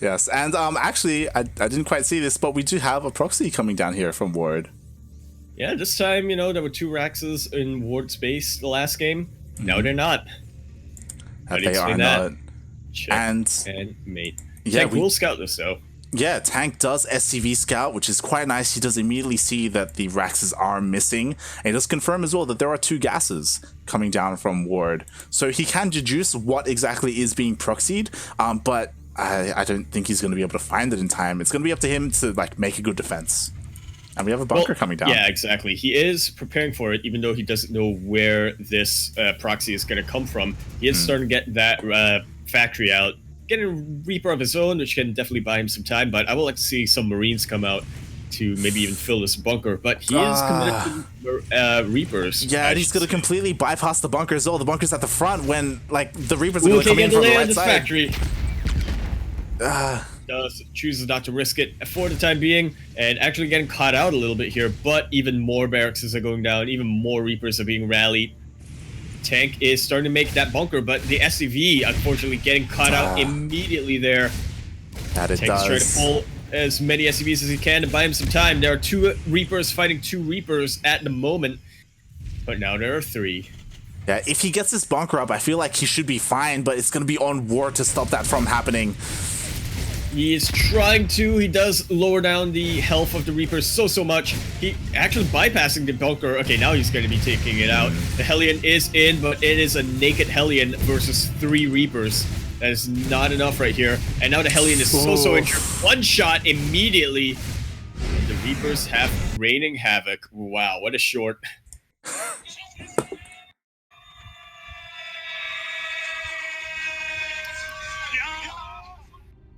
And like that, Ward is going to be the #1 player as of now, as of 3 series in out of 6. Yeah, GG. Yeah, well played by Ward with that proxy Reaper. And again, unfortunately, because again, like I don't know how often you play on Zen, like as in like you probably veto Zen quite a bit as as a Terran player, but he just didn't have the bunker in the right place. He had the bunker at his ramp to the north when he really needed it to the right-hand side, which is where the proxy was. And, that initial bunker that he made just wasn't useful at all. No, it was not. I do wonder if that game could have went any differently if instead of making Reapers, he went for Marines. And, even without the bunker, I feel Marines could have bought quite a bit of time to get maybe a couple of Hellions out. But, I don't know. It's something to think about. We're going to go into our next series, and it is a doozy, let me tell you. We are introducing, for the first time tonight, a player that we have quite a bit of experience with. A player that we're pretty hyped for.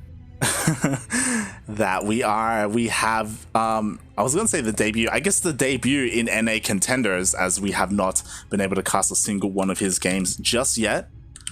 But we do have the lone Protoss player that is in this group, XenoDactyl. How do dactyls sound like? What? How do they? Wait, what's the noise that they make? Dactyls. Dactyls? Yeah, dactyls. What? Dactyls! You know what I'm talking about. We are going to be following Ward into this series as we load into our first map. Will be Simulac Rum. That it will. And, actually, this is the first time that I can actually, update the player teams. Beautiful. There we go. Beautiful. And jumping in. Players are ready. GLHF is called. Will they actually have casting tool? I mean, we do. I mean, not casting tool, sorry. I meant, Game Heart. I'm pretty sure they did. Like, when there's a Blizzard thing, I think that's the indicator in the lobby. And speaking of the Blizzard thing, here we have the Blizzard thing in the top left-hand corner of the map, spawning in the top left-hand corner of Simulac Rum. Yar har fiddly d LE for 3. Buy 1 get 2 free.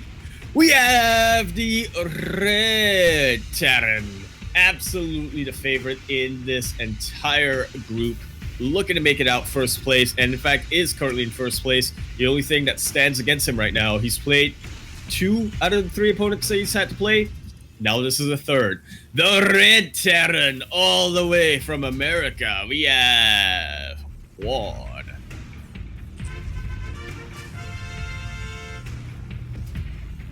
And his opponent spawning in the bottom right-hand corner of Simulacrum LE. With his signature style, we have the American Protoss representing Alpha X, as well as, I imagine, the Republic of Haas, the Haitian Republic. Oh boy, it is XenoDactyl.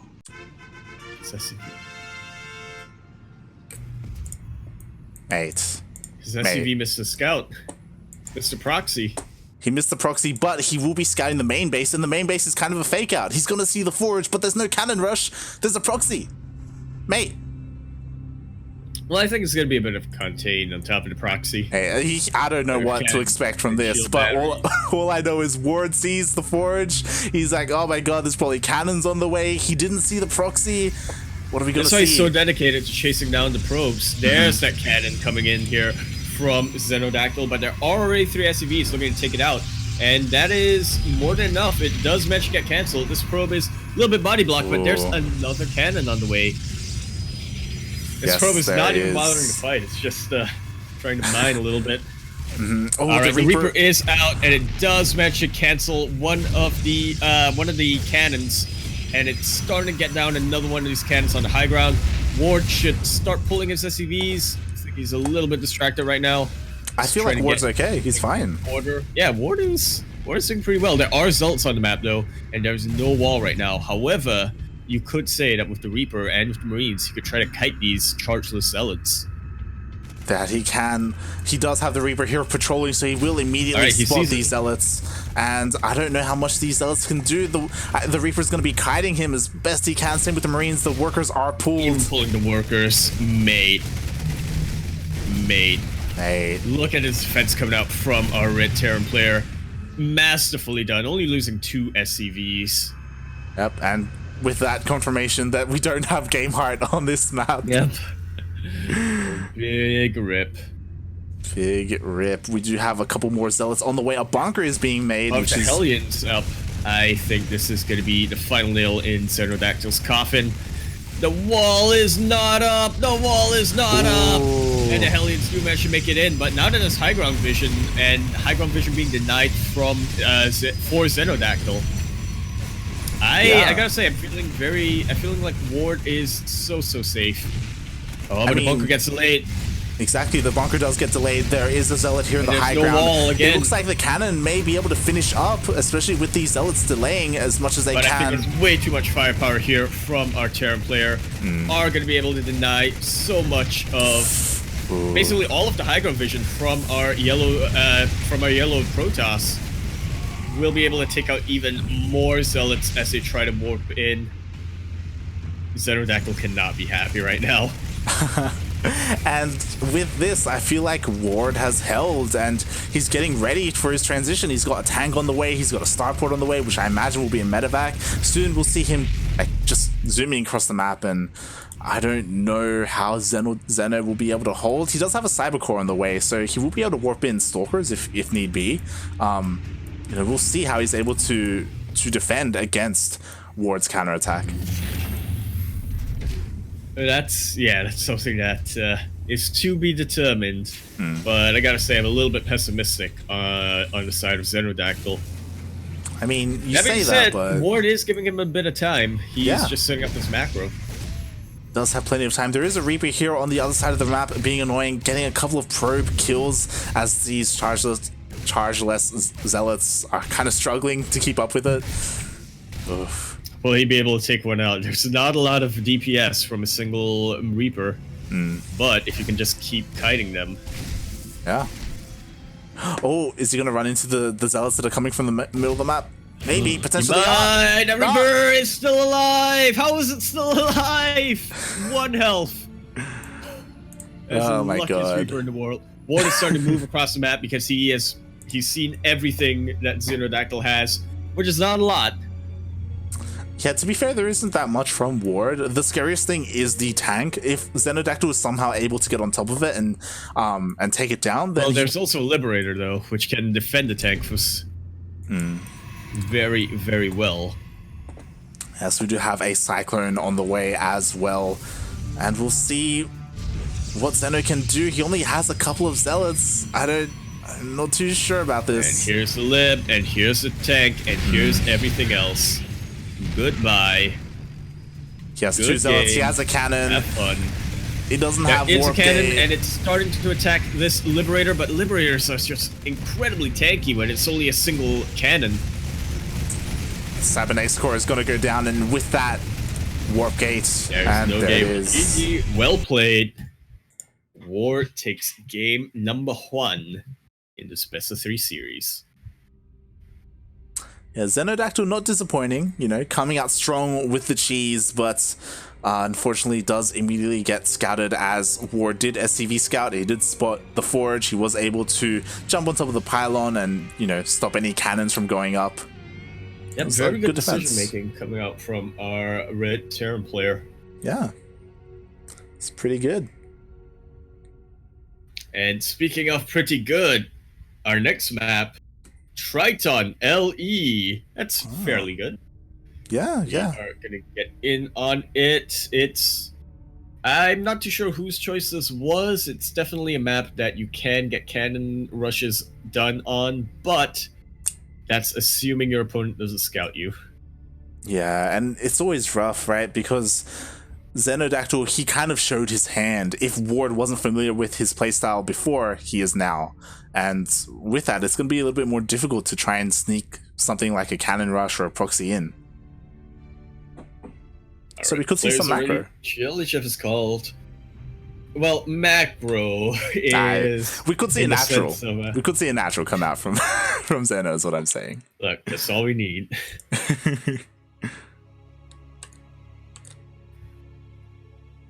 As we go, load in. And speaking of loading in, here we have it in the top left-hand corner map, spawning in the top left-hand corner of Triton LE, the Red Terran, the favorite of this group, the, what would it be, descendant, question mark? Or maybe ancestor? Kinsman, possibly? Look, there's like something in that family tree. To Wardy, but this is from the the American branch. We have the Red Terran already beaten 2 of his opponents, already up 1 in this series against his 3rd. Can he actually, now that I think about it, can he make it out of his group without dropping a single map? This is XenoDactyl. I ain't saying that there's a lot of pressure on your shoulders, but there is. We have Ward. And in the bottom right-hand corner of Triton LE, once again, going for that Forge first, we have the Protoss player representing Alpha X as well as America. It is XenoDactyl.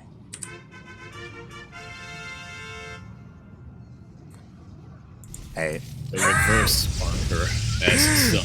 We said he wasn't going to do it again, and here it is. Here we have cannons going down. There's a really good position for a cannon. Well, this time we do have... There's not enough surface area here for the we SCVs. have 2 probes. We have 2 probes as opposed to the one of last game, and this is a lot more committed as there isn't a proxy alongside this. It is just a pure cannon rush, and the cannons are going to go up. The natural ones, at least. Pylons. Yeah, and these cannons as well, because, again, it takes about 3 workers to kill a cannon as it's building. This surface area denial from XenoDactyl, putting the pylon next to the cannon. Yeah, and he made a marine as well. So he's got marines coming out, doesn't quite have reapers, and the bottom cannons are done. This top cannon is going to finish up as well, the one closest to the ramp. Oh, or will it? This is not looking good. The marine is up. There is a factory coming in. Yeah, it looks like it will just about finish. Yeah. Ward is starting to evacuate his buildings, making sure that he can get them away. Oh, he's going to deny them from landing! He's going to deny them from landing! Did deny the landing, which is super unfortunate. Oh my god. We'll get that Tech Lab factory in the end, but now the clock is ticking. Spear Dragon playing right now? The clock is ticking. Oh my god. And we have... ticking from Ward. He is supply capped, like... Yeah, he's supply capped. capped. The cannon is in range of the gas to deny that gas from mining. Here we do have some Marines though in position to stop any more cannons from coming up. So I do believe that this is the extent of the cannons, unless XenoDactyl decides to start making cannons to the south. There are some Zealots coming in here. Going to be being a lot of a nuisance. Oh, he's in range of the CC. Oh, it is in range of the CC, but the cannon, it's starting to get in. The Zealot looks like it wants to camp that production, but does back away into the safety of the cannons. In the end, Ward is... his heart rate is a little bit up. He's got to repair that CC. The tank is out though. But the tank is out. The tank is siege and it's in position. Charged with Zealots aren't going to accomplish much here against this tank with so good SimCity. And it is starting to chip away at these cannons. And they're doing a really good job at it too. Yeah, Ward will be able to clean this up with this tank and be able to push down into his natural. Surprisingly, we do have XenoDactyl making some shield batteries down here at the natural, which is... He's going to transition from a cannon rush to a cannon contain. Yeah, I was surprised. I thought he was going to just macro at home after this. That is kind of his thing. Yeah, it is. It is. XenoDactyl going to macro back at home? What? Yeah, I feel like this is a mistake, especially because there's already a tank. Like, his Ward should be able to clear up his main, deny high ground vision, and then just, you know, shell away at the ground. I disagree, because look at what XenoDactyl is getting. He is getting a Stargate, but it's gonna be a while before the Stargate finishes up. We'll see. All this step does shade in, but it's not gonna be able to accomplish much. Yeah. And Ward is getting his Cyclone. Yeah, and there we have it. The main is cleared up. Now he's going to start shelling down on the natural. The Stargate is nowhere near finished. He's just going to be able to destroy all of this. Yeah, everything close to the main at least. And look at the mining for XenoDactyl. That's not a lot of income. That's not a lot that you can use to get Stargate units out. XenoDactyl was so committed to that one base cannon rush that he kind of wasted a bit of money, I think. Oh, there we have the first Void Ray on the way, and it looks like it should finish up. Even if the forward pylon gets destroyed, the pylon behind should keep it alive long enough for the Void Ray to come out. But you know what's a small thing from Ward that I really liked? He didn't use his lock-on to kill the buildings. He's saving it because he knows there's a Stargate up. He knows he needs that lock-on. Exactly, like even if the Void Ray does come out, like there's a Cyclone. The Cyclone should be able to handle the Void Ray, I would imagine. Yeah. As well as a Raven. Cyclone, these Marines, I think it's just about the beginning of the end here for XenoDactyl. He's gonna have to transition to a macro, or it's gonna look increasingly difficult for him. But in saying that, he's getting a fleet beacon. Yeah, Ward does manage to get one of the tanks and repair his shields. Will he be able to get the second? Possibly. Ward being very ballsy here. We'll be able to lock on to this this Stalker, and 2 Cyclones are alive. So many Marines as well. Well, relative to what's happening, it's a lot of Marines. And there we have it. No, he's not. I thought XenoDactyl was supply capped.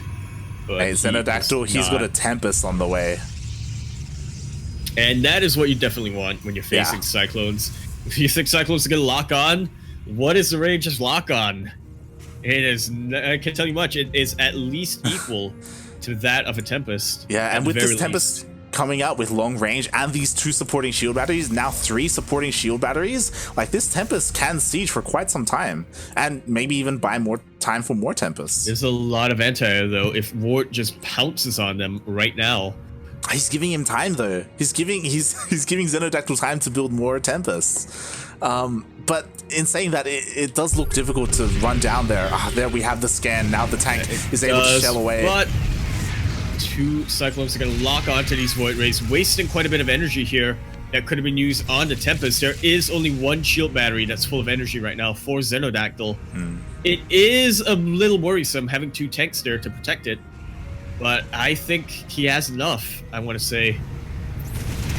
Oh, he jumped quite a bit conservative. He does jump on top of the Tempest. Doesn't really accomplish much, though. Now there's 2. Now there's 2 Tempests. Committed. There are 2 Tempests, and they're shelling away at the tank and the turret. Yes, they do manage to bring down the missile turret as well as an SCV. There is quite a large number of Vikings as well as a Raven. Oh, the Raven. What is the Raven coming for us? It doesn't really have energy for much other than an auto turret. Yeah. It's trying to build up for at least interference matrix. We did miss it, but the Raven did go across the map and kill 6. Oh my god, one of the Tempest goes down. That is the beauty of lock-on and a heck of a lot of Vikings. Yeah. And again, XenoDactyl, he's doesn't have that much money going for him. Tempest costs quite a bit of gas, and if he's committing to this, he can only get one at a time, pretty much, as he is only on one base mining. Yeah, even though he has two Stargates, he only has the economy to produce from one, and he's trying his best to micro with them. He's trading fairly well, but oh my god, it's another lock-on and another volley of Vikings. Mate. And for every Tempest that XenoDactyl loses, it's just another nail in his coffin. Yeah. That it is. And I just, at this point, I feel like Ward is just going to overwhelm XenoDactyl. He just has one Tempest. He has all of his supporting structures, but with one Tempest, like, it's not that scary. He has so many Vikings now. Jesus Christ. They can pretty much one-shot a Tempest. Yeah. And with the Marines or the Cyclones, I think it's pretty much gone game. I don't know, it's still throwable for Ward, but at this point, it's so far in his favor, I do not imagine. Yeah, meanwhile, there are missile turrets harassing the main of XenoDactyl, killing the cannon as well as a couple of probes. Ooh, now with 3 Tempests, though. Posturing. There are 3 Tempests, but they're a little bit out of position. That's a lot of shield batteries still. Oof. But they are starting to get one shot or 2 shot even. Does not want to risk attacking them while they are above the cannons and shield batteries. Ward doesn't, I should say. But he's content. He's building up his forces. He says, you want a 1 base? That's perfectly fine with me. Your units are way more expensive than mine, and you want to be more aggressive than I do. At what point... It's inevitable that you're going to lose a couple. At what point will Ward push down across the... Like, push down the ramp? Like, at what point? I was going to say, like, maybe 30 seconds ago. He's going for it. He's finally decided now is the time. Yep, he realizes just how much firepower he does have, but he did not really anticipate just how many shield batteries there were. That he doesn't, and he kills 1 Tempest, backs off. I do feel like he can just continue to commit, to be honest, just with the amount of forces he does have. Ooh, that recall. Oh, he does recall just 1 of the Tempests. I think he may have missed the other, and that's it. He's going to be able to slowly push down into the natural. That's a lot of cannons, though. This is a lot of cannons. They can't shoot up, man. The high ground vision. Yeah. Ward just wants to make sure that he doesn't lose any units unnecessarily. He's going to take it slow, but is it too slow? Which does worry me a little bit. The shield batteries are now out of energy.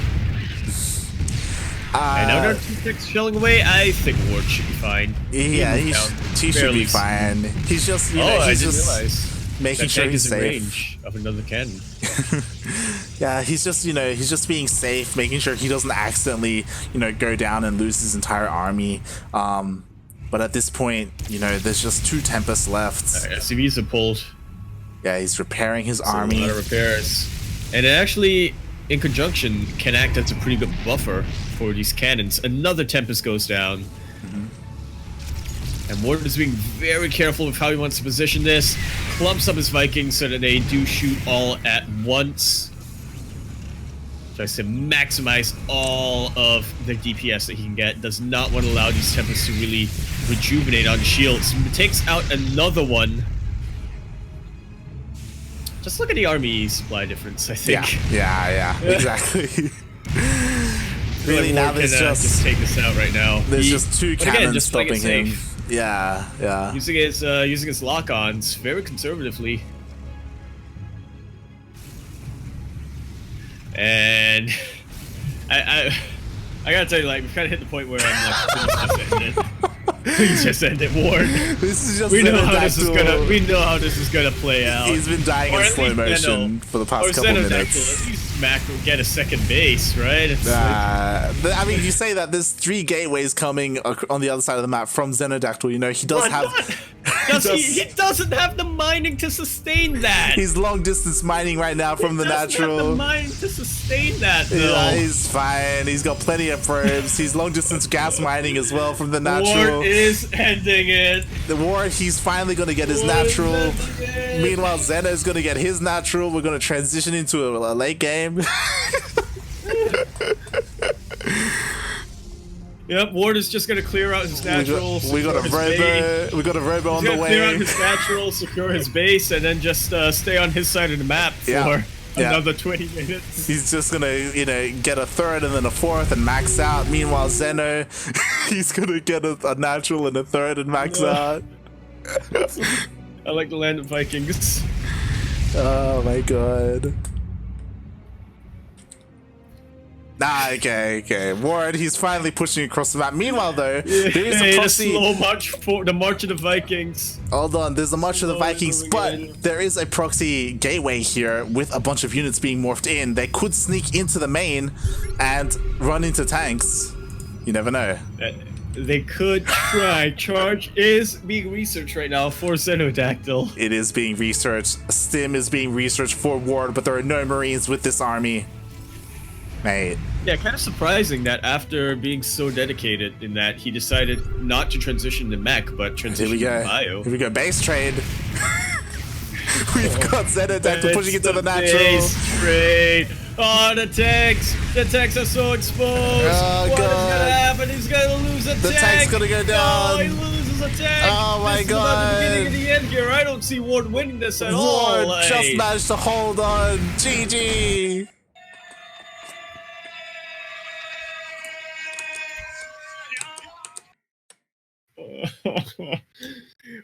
Ward is able to make it out of his group. First place. Does not drop a single map. Yeah, Ward coming out 6-0, I believe. 6-0? 3-0? 3-0. Yeah, sorry. 3-0 series score, 6-0 map score even, as he did not drop a single map, which is honestly kind of surprising because we did see at least TankThaFrank kind of take it to Ward, and he almost won that game. It was pretty back and forth. Like, there was some pretty close games with Ward, but he did manage to come out first in his group. Nicely done. I agree. Ah, GG. The brain has stopped the ability to think.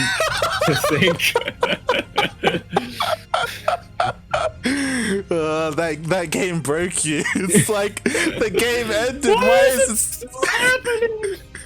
Why is this still going? Oh my god. There was like 50 supply up in the main and just like dancing with 2 tempers for like 10 minutes. Oh my god. But no. Okay, well actually there's hope. I was gonna say we might not have to worry about that going forward. But the next 2 games, I believe the last 2 games are both from XenoDactyl. Yes. As now that Ward is confirmed first in the group, that will be the last we see of him. The remaining series do not have him. We will be having a couple more series between XenoDactyl, May, and TankThaFrank. And yeah, do we want to go on a I think quick break? Yeah, we may as well, because we did a break after 2 last time. We've taken a break here, and then we ended off with the final 2. Yes. So we will be on a break, and then we will have 2 more series left to finish off Group B in NA Contender Season 2. Stay tuned. Try to duct tape.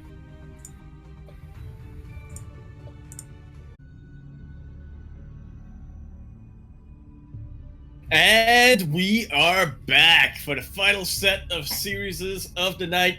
Guaranteed tab. I did it again! I forgot to mute the stream again! God damn it, Yaku. But as you said, we are here with the final 2 series of the night. As you can see with the updated groups, Ward will be finishing first in the group, and now it is a battle between the remaining 3. As really it could go either way. I believe that if there's a lot of maths involved, but it is possible for either one of these players to make it out. I think. It definitely is. Well, it's possible for May to make it out, but it is an uphill battle. She's going to have to basically win her final series 2-0, I believe. And then TankThaFrank has to lose, and that's how Deli makes it out. XenoDactyl so far has only played one series, so there's still a chance. Yes. And then TankThaFrank, he's looking in a pretty comfortable position. He, I believe, has one more match left against XenoDactyl, and if he wins that, then he's basically a shoo-in. If he loses that, then it's a little up in the air. But there's still a chance he makes it out if he loses. Exactly. So, things can still fall, in different places. Either one of these players can advance, depending on how the next two series go. Both of which will contain XenoDactyl. So if you enjoy, we saved the best for last. If you enjoy Protoss shenanigans, we've seen him go for cannons basically every game. We're probably going to see more. Let's be real here. It's on our map again. That being said, though, we could go into a PvP as Deli is playing random. That she is. Speaking of our first series of, this third half, this latter half. Hold up. Third half. Yeah, third quarter. Half of the semifinals. we have a Protoss versus random in XenoDactyl versus May. And as you said, if May wins this 2-0, she can still advance. Exactly. As we load in, our players are now ready. They are. You know what I'm looking forward to? No, never. I was gonna say, who has Nem rubbed off on more, but I don't remember XenoDactyl ever going for DTs, now I think about it. It's possible. It's possible. In the top left-hand corner of the map, spawning in the top left-hand corner of Control-Shift-3, we have the Purple Protoss, representing Formless Bear Sloths, the Jacksonville Jaguars, as well as the staff of Crank. That's a lot of probes. We have, you know her as Mayfire, we know her as Delicat.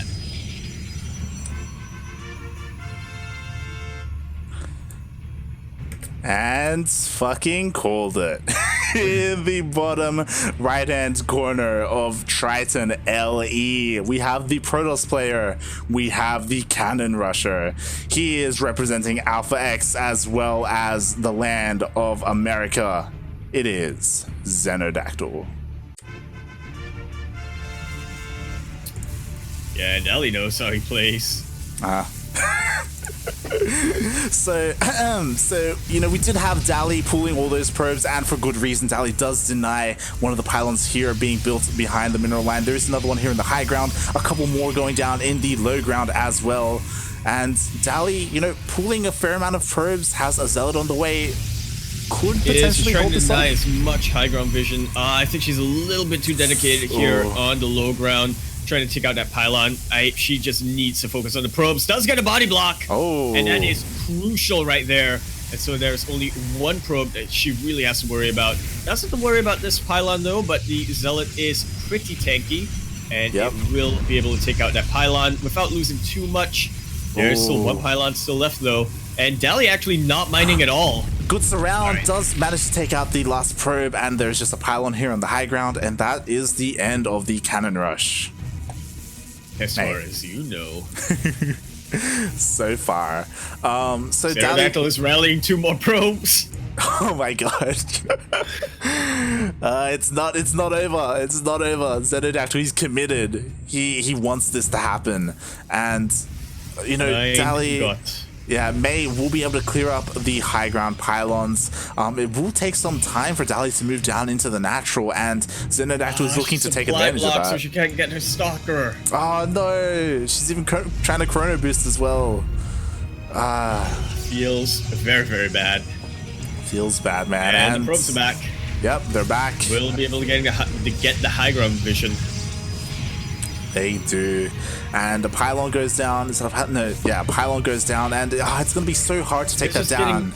Yeah, it is just getting increasingly more rough for Dali as time goes on. She does not quite have a chrono boost available. Okay, she does now. But again, she kind of wasted her chrono earlier. Yeah. This Stalker will come out. Maybe Dali will be, or May will be able to focus down this probe. There we go. Yep, she's going to have to go for the probe, but then she's going to have to go for this cannon and then go for that pylon. I believe that the Stalker should have enough range to attack that pylon without getting... There we go. There is another probe on the way. More. Yeah. I mean, again, with range, this Stalker should be able to stop like this cannon from coming up and should be able to deny that pylon, that high ground pylon as well. But it's so rough losing that gateway. It is rough losing the gateway. XenoDactyl has realized now that he cannot go up with a probe, and so he's trying to just be a bit of a nuisance to his Zealot, trying to go for some opportunity whenever he finds it, but not quite finding it yet. Man, this pylon is really what's keeping XenoDactyl committed into this contained. And there is the follow-up Stargate as well. It's going to take a lot longer for Dali to clear up all of these pylons and cannons, so the Stargate could potentially be even better here in a PvP. We do have 2 Stalkers already out from Dali. Dali will be able to clean up this pylon, but... What's Zelda doing? Yeah, I don't know. I had no idea. Okay, XenoDactyl with a Stalker for himself, and that's just going to pile on the pressure of Mayfire. Zealot will be taken out! Will be taken out. Nicely done. And with 4 Stalkers, this is just getting increasingly threatening for our yellow Protoss player. Our purple Protoss player is just looking to be in a better and better position. Yeah, so far that is, until the Stargate does manage to finish up the Void Ray is on the way. And this time there are 2 shield batteries. Vision.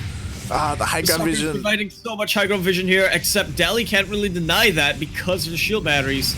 Getting more and more Stalkers, and honestly, these Stalkers are going to be key to taking out this Void Ray that's going to come out pretty soon. Yeah, there actually are quite a lot of Stalkers from May. I have to wonder if actually an Immortal would be a better position rather than Stargate, like a Robo Facility rather than Stargate. And as I say that, he's getting that. Never mind.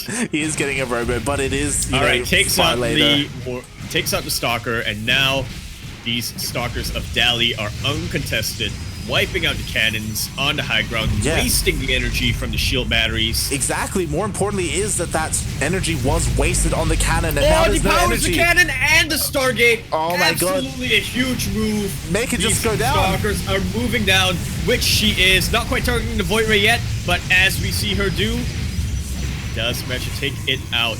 Gonna back away as the cannon gets repowered. But man, that was such an important event. Yeah, it's just so unfortunate that cannon just soaked up so much energy, so there was none left for the Void Ray. And there we have it. Dali is moving down. Dali has an Immortal of her own. And again, she is giving XenoDactyl some time for a third shield battery to finish up a cannon as well, so Xeno will be able to maintain his position here for at least a little bit. It's the 3rd shield battery, but realistically, it's only 1 shield battery that Dali's going to have to contest with. This pylon is going to depower the Robo Facility again, just as an Immortal wanted to pop out, or wanted to be produced. Ooh. Once Dali finishes this round of Stalkers, builds up the energy in her sentries, she should be able to just go down and go to town. Yeah, it's just a little bit rough because, you know, the SimCity is a little bit chaotic in the natural. Like, there's not a lot of room to move around, so it can be difficult for May, but again, May is looking pretty comfortable this game. The only downside is that May is supply blocked. She is supply blocked, so she can't really produce an Immortal or any more units, so she's kind of stuck with what she has for the time being. I want to say one thing. If we look at the supply, it does seem that XenoDactyl is not that far behind, but that's kind of deceptive because a lot of the supply are in single units, like this Void Ray, like that Immortal that gets taken out with the Force Field. Shield Battery putting in a lot of work from Dally for Dally. That it does, and the first Immortal did go down. She's not going down with her entire army, but it looks like she absolutely can. It's more than enough. I think the only thing stopping Dally really is like Blink or something like that, like something to give her the opportunity to just jump down. But here we go. She does move down the ramp. Unfortunately, a lot of the units getting caught in the ramp to take out a single shield battery. Not the best use of that army there. But you take whatever advantage you can get. You know, it was starting to build up its energy, and you do not want that to happen. XenoDactyl looking to multi-prong a little bit as he goes up with his Immortal, but I think he might just be overextending a little bit. He will be able to power the shield battery. Dally focusing across the map. She is harassing with these two Stalkers, and she's going to be able to surround the Immortals. They're stuck up here. She does, and they are once again that force field being absolutely crucial. These Void Rays are starting to take out the Stalkers, but there's still a healthy count here for Dally Cat. That shield battery the Void Rays really keeping them alive. Yeah, the Void Rays are actually with the shield batteries starting to take out the Stalker count. Yeah. Oh my god. And notice no anti-air for Dally. She's lost a lot of probes in order to defend against that. Oh my god. Wow. Yeah, Dally, just making a little bit of a mistake. She was focusing so much on the other side of the map with her harassing Stalkers that, you know, she lost a lot of workers here. She pulled everything thinking that she could end the game, but the Void Rays just stayed alive due to the shield batteries. Absolutely. I thought XenoDactyl was dead. Yeah. I mean, Dally May had the units, but again, like, she stopped producing. She hasn't really. It's hard because her economy is so bad now. She has barely any workers left, and this this could be it for May. What even happened? Yeah, it's just like her economy was destroyed, and she didn't have enough money to keep making Stalkers, and she just traded inefficiently. And she was looking so good as well. That she was no gas mining being built here from May, so she's not going to be able to get any anti-air, if any. The Void Rays are out. The shield batteries are keeping the Stalkers alive, and that is absolutely key. They are starting to take out a handful of these Void Rays, but as the shield batteries run out of energy, it is going to be it from our purple Protoss player. GG. Life is now on the line. Yes, and with that loss, I don't believe that May can advance from the group, as she needed to win this 2-0. But if she manages to take... if she manages to take a map, as this is a best of 3, if she manages to take a map off of XenoDactyl, that can affect Xeno's ability to advance from the group. Is accurate. Or if she just wins the series and XenoDactyl loses the other one, it will, I believe, go into a tiebreaker. Yeah, it will come down to XenoDactyl versus Tank, as they will be the... Oh, wait, no, wait. Yeah, because it comes down to head-to-head. Right now. Yeah. Yeah, I think May will actually, if the best case scenario, because here's the thing, if XenoDactyl loses this series and the series versus Tank, I think Tank just makes Tank just advances. Tank just advances. Yeah. But as we load on to our second map, it will be Eternal Empire. That's its See will. How it goes. Police are ready. Jellychip's called. As we load on in. Yeah, and we didn't really Possibly get to the final match from May. Possibly, and we didn't really get to mention it, but there is a Matcherino page for this tournament. !Matcherino in the chat if you want to support it. Entering code. What's the code? 2020 Contender 2. Yeah, 2020 Contender 2. Oh, it does seem that the Never mind. It was fixed, chat. Oh, it was fixed. It's so good. It was fixed. Read chat. God. It was fixed. So good. Thanks, Kuro, by the way. In the top right-hand corner, Matt, starting in the top right-hand corner of Eternal Empire, L-E-E-L-E. We have, or Ile, if you prefer, the purple Protoss player. A tournament life is on the line, or maybe it's already out, but we'll have to see what is going to go and happen here in this best of 3 series, representing formless Verslavs as well as the Jacksonville Jaguars, all the way from Florida. It is the CranKy staff member. It is our purple Protoss. We have, you know her as Mayfire. We call her Dally Cat.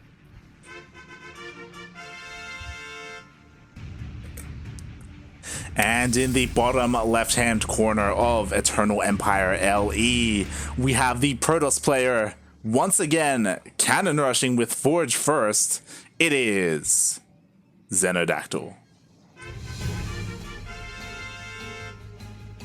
You know, at a certain point, you just gotta admire his dedication. You know what? He's like, I tell you, he's like Haas. He makes it work no matter what, or he fails trying. Exactly. Probes have already gone down from the side of XenoDactyl. The Zealot is that out. They did. This is a much more solid hold than it was in the previous game. I think we didn't really get to talk about it that much, but Dally held pretty solidly the first time, but because it wasn't, overwhelming, it kind of snowballed into the second defense. Now the Cybercore is up on time, so the Stalker will be out much sooner. 2 pylons, so not gonna get spike blocked. Yeah. And we have, just both of the players kind of macroing up. XenoDactyl transitioning, getting a gateway as well as gases at home. The cannon rush is done. Regardless, never mind. I thought we were having 2 more probes sent across the map, but it is just XenoDactyl chasing May. So yeah, that is the end. Oh, never mind. You're saying? Yeah, I was like, that's the end of the cannon rush. Nope, there's more cannons here. There are more cannons, and Dally is going to have to be very, very careful. She does not want to allow this high ground vision to get up.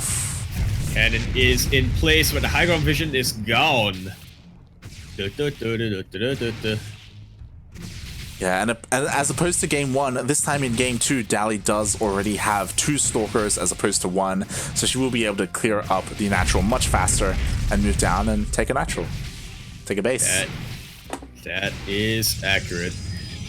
XenoDactyl does nothing of the sort, just getting a cannon where his base would be. Yeah, he's just getting a defensive cannon down at his natural, getting ready to expand as well, I imagine. PvP can be a matchup where you see both players kind of stay on one bases for a lot longer, even if there isn't something like a cannon rush taking place. So it could be a while before either one expands. And I nod my head in agreement. Dally is looking to be aggressive, going for a counterattack of her own. As we were saying, there is a cannon already in place. Not quite a solid wall, but it's still a fantastic defensive position from our yellow Protoss player. Dally's going to have to expand behind this, so... Yeah, I think the thing that's hurting XenoDactyl the most is that he doesn't know that this move out is happening, that these Stalkers and Zealot are on the way across the map. Kind of anticipating it a little bit. He could, but this Stalker is out of position right now. It's going to get focused down. Oh, a little bit of a delayed reaction does run back and to the safety of this cannon, as well as shield battery. Yeah.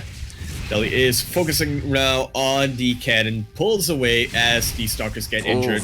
And XenoDactyl, with a little bit of misclick there, does lose the Stalker. But the cannon and the shield battery are both up. A lot of energy being wasted from that shield battery, though.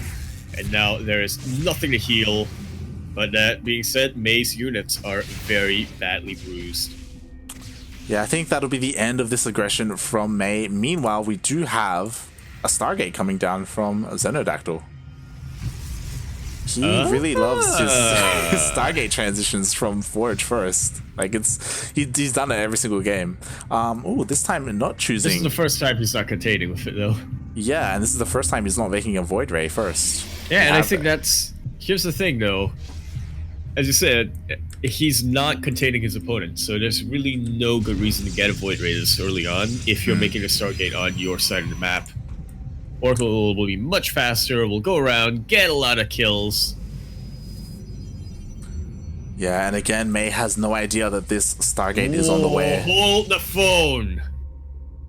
XenoDactyl just expanded. Yeah, he's expanding, he's getting a natural. Meanwhile, Dally is getting ready for this one base push. We do have all these stalkers on their way across the map, sentries as well as an immortal. Oh, I was gonna see this Oracle as it moves across the map, and it does manage to take it out. Dally takes out the Oracle, these stalkers do. Oh my god. It should be a tip-off for XenoDactyl. He's trying to phase into the main of Dally. And if Dally doesn't respond to this, that is very deadly. Yeah, we do have a Void Ray on the way as well as Immortals, but it just doesn't seem like there is too much here, especially since Dally's just gonna elevate her into the main. Yeah, like so. Oh, there we have it. The shield battery and the cannon aren't in position for this. There is an Immortal, there is a Void Ray, but just those two units, like the Stalkers are just gonna focus them down. Like so. And now the Immortal doesn't even need to be in this fight. It's just overwhelming the amount of Stalkers that May has. And the shield battery is out of energy. Once again, this Immortal gets targeted down, or it would if not for this Pro Pull. How is this still alive? Absolutely keeping XenoDactyl alive for the time being. Yeah. Nice juggling here from our purple Protoss player. Now there's two Immortals. Actually, two Immortals. This is very deadly. One of those Immortals is almost dead, though, and now there's only one Immortal versus one Immortal and a heck of a lot of Stalkers. This looks like the beginning of the end here for our yellow cannon Russia. That was looking scary for a moment there. XenoDactyl was almost able to hold, keeping those two Immortals alive, but in the end, May was able to overwhelm his forces and the Void Ray does manage to squeeze out, but ain't enough. GG. And Dally or Mayfire or Dally Cat is still in this series, taking it to the ace match. Yeah. Nicely done. Going to game number 3. Dally fighting back. Dally could actually win this series, and that'll completely like ruin XenoDactyl's chances to get out of this group. That it will. Oh yeah. I just realized it would. May's best chance, I think, is beat XenoDactyl. XenoDactyl beats TankThaFrank. I mean, May still won't get out of the group, but if my math is right, it's possible. Because it'd be a 3-way tie. It would come down to map score. Yep, that it would. Yeah. Let's see what happens. Let's see what happens in this ace match. That being said, XenoDactyl could just go up and be tie-breaking against TankThaFrank. It's true. It's true. We'll see. We'll see how we go. Fortunately, the tiebreaker, or quote-unquote tiebreaker, it's not really a tiebreaker because the two of them haven't played yet. But that will be the final match. But speaking of final match, spotting in once again as Protoss. Should play random this series, right? Yes. Alright, how's that for RNG? We have the purple Protoss, repping them team colors for Formless Bear Sloths, as well as the Jacksonville Jaguars, all the way from Florida. It is the CranKy staff member. You know her as Mayfire. We know her as the cat from Dallas.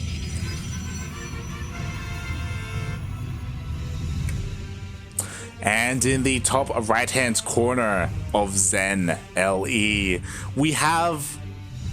honestly, I'm not sure who this is anymore because there is no Forge First. It's the reverse, Parker. Oh. We have, representing Alpha X as well as the land of the Americas, it is XenoDactyl.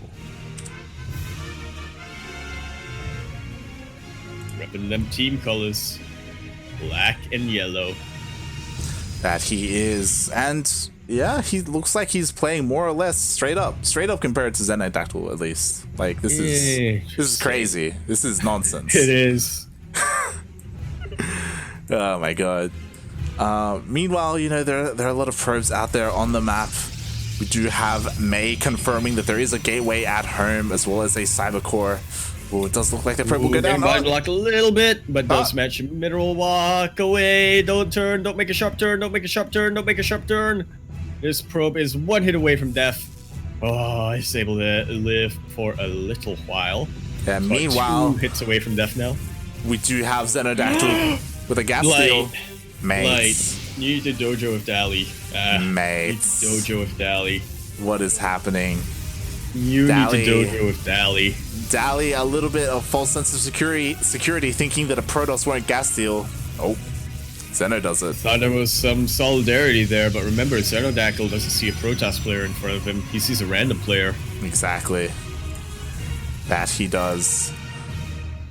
Meanwhile, you know, we do have May already working on a robotics facility, which is quite nice. I have a feeling we're going to go back into that very quick warp prism strategy that she's been employing.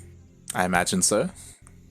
This is kind of weird building placement from XenoDactyl. Is it though? At the natural. Yeah, what is this? Is it though? I understand the gateway. Blocking off the RAM. Yeah, that makes sense. What about the cyber core? You know, you keep the cyber core protected in the back. Is it? Yeah, it's protected. I mean, I question. Like, it's not in the forefront. Like, it's not at the edge of the pylon. I question this. Oh, it does block the ramp a little bit, though. Not by much, but a little bit. Would make the rally a little bit awkward. Ooh, but then again, you know, maybe the XenoDactyl doesn't want to build from his base. As I say that, he got some robotics fills to this facility. He does, as well as his signature Stargates. We've seen him almost every single game go for a Stargate follow-up after, not even just in general, he just goes Stargate. All right, sure, may as well, honestly. Yeah, I mean, we didn't see that go too well for him last game. You know, his Oracle did get caught out in the middle of the map, but this time maybe, you know, maybe he's able to get past them, to slip past and deal some damage. As the Oracle starts to get finished. We do have Game Heart this time, I just realized. Yeah, every single game with Dali, with May, we've had Game Heart. Yeah. There we go. Nicely done. Nicely done. Yeah, we do have Dali still on one base, just chronoing out those immortals. Yeah, I mean, as a wise man once said, why would you get a second base in PvP? Who said that? I think it was Starduck? Question mark?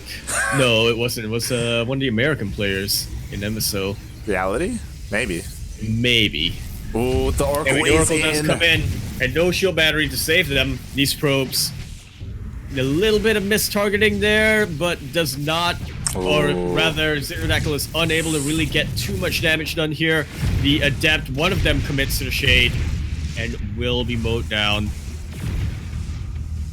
And once again, May is playing economically behind, and it's not a position that she necessarily wants to be in. Yeah, Xeno being a little bit careless with his Oracle. Did manage to kill 4 workers, but probably could have managed to save the Oracle. I feel like he did kind of leave it unattended for a little bit, and it did end up getting picked off. But we do have now May pushing out across the map with this strong push. 2 Immortals already, some Sentries, some Stalkers, and a reinforcing Warp Prism. This could deal a lot of damage. There isn't that much here at home. It could. There is a Void Ray, and that's something that Dali will May will absolutely have to look out for, especially with the Warp Prism. XenoDactyl has seen this now, and he's still confident enough to get his natural. Yeah. What a player. That's very surprising. There aren't any shield batteries ready here just yet. There are 2 Immortals for XenoDactyl though. Alright, how's the juggling going to be? The Guardian Shield is going to help a ton for May.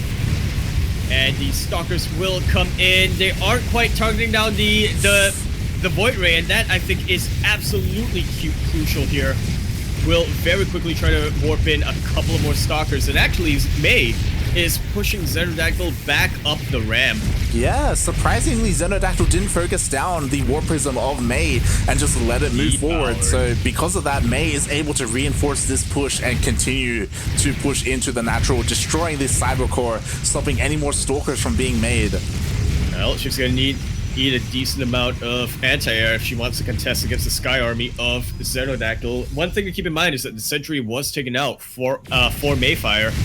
But now I think it's about the beginning of the end, unless Dally misfires, but it doesn't look likely. The Stalkers come in. They are about to take out one of the Void Rays, and they're about to take out the Phoenix as well. This Immortal, uncontested, these Immortals rather, and it looks like Dally will still have hope. She's done it. She has done it. There is a Void Ray on the way, and it could potentially pick off the low health Immortal, but I don't think that'll be enough. Oh, right, the Warp Prism was taken out. But the Void Ray did come out. There's some crowd control now with the Phoenix, and these Stalkers, they can't quite stop the Void Ray. The Void Ray can clean up. Yeah, the Void Ray can clean everything up. But so much infrastructure damage, so much probe damage has been done from Mayfire. She's just building up defensively back at home. Mate. A little bit of going on. Yeah, a little bit of mismacro from XenoDactyl. He did use the Phoenix to CC the low health Immortal instead of the full health one, so he could have cleaned that up a little bit cleaner, but he does hold the push, and the game continues. The game goes on. Hey. And you know what? Dally, who was behind in workers, now is not. And she's not even gonna say, you know what, when you're ahead, be more ahead. No, she's going for the kill. Exactly, she's pushing out across the map with these Stalkers, with this Warp Prism. Does have to be careful. If XenoDactyl is going to survive, he will have to pick off that Warp Prism and stop any more reinforcements from coming across the map. And he could with this Void Ray, with this Phoenix. It is possible, but it's the stars are going to have to align for him. Yeah, there is a single Immortal here from XenoDactyl. All credit to XenoDactyl with the amount of money that he's got. He's able to secure himself as good of an anti-armor army as can, but the Void Ray is out. The Immortal is going to make use of the shield battery, but it's not going to be enough. Not when there are this many Stalkers. Yeah. In fact, Dally just going to ignore that, going straight for the Phoenix. The Immortal goes down once again, and there is nothing to contest this.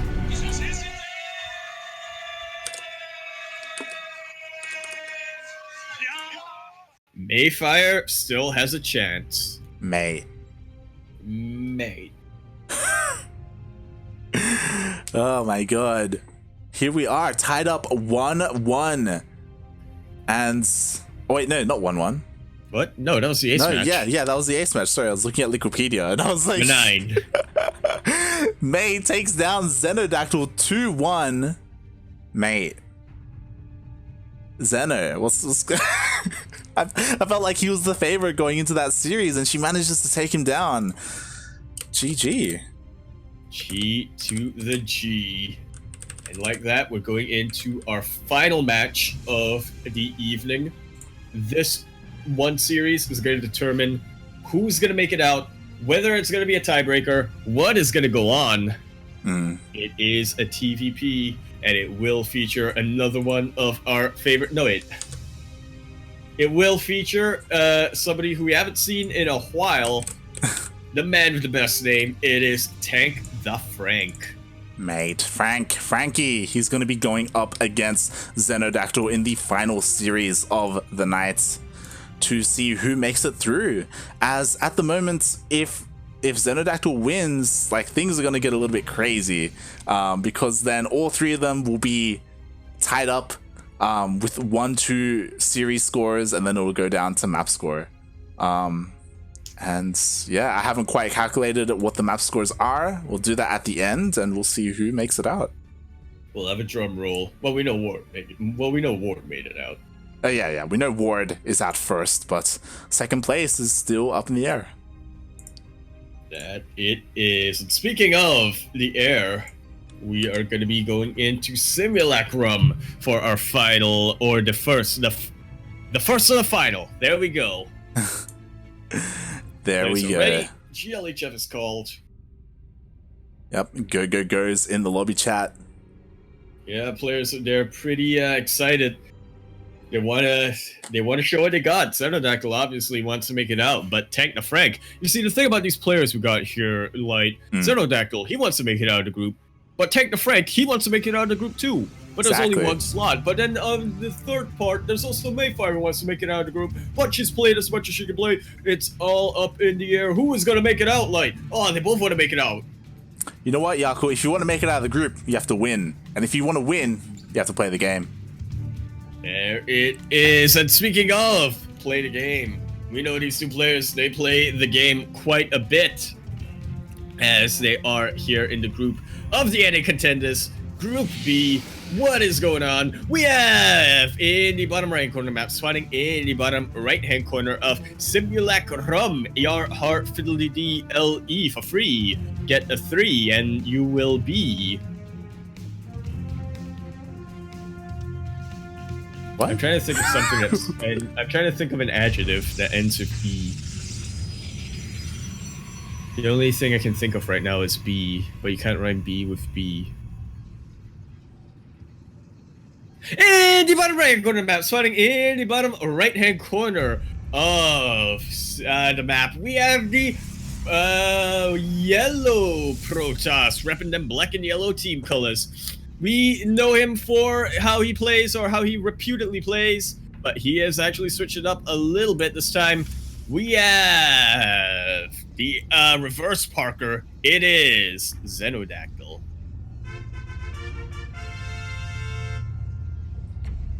And spawning in the top left-hand corner of Simulacrum LE, we have the Terran player that we haven't seen in quite some time, since the start of the evening. He is teamless, representing America, getting gas stolen. It is TankThaFrank. Hold on. So XenoDactyl just passed the CranKy test. Or the membership test. That he did, and XenoDactyl is, you know, committing to this shenanigan. Oh, never mind. He did cancel the gateway. Yeah, he canceled it after TankThaFrank saw it being built. But now Tank is coming in with the Reaper. He knows that it's a bamboozle. That he does, but doesn't He's matter. Not getting mind gamed. You say that, but he lost the gas. Well, yeah. So, who really comes out ahead? Well, I think it is a little bit early to determine. XenoDactyl obviously was trying to go for a bit of mind game, but Tank did not fall for it. That being said, XenoDactyl is not behind because of it. Yeah. He had a game plan, and it doesn't really hinder his game plan.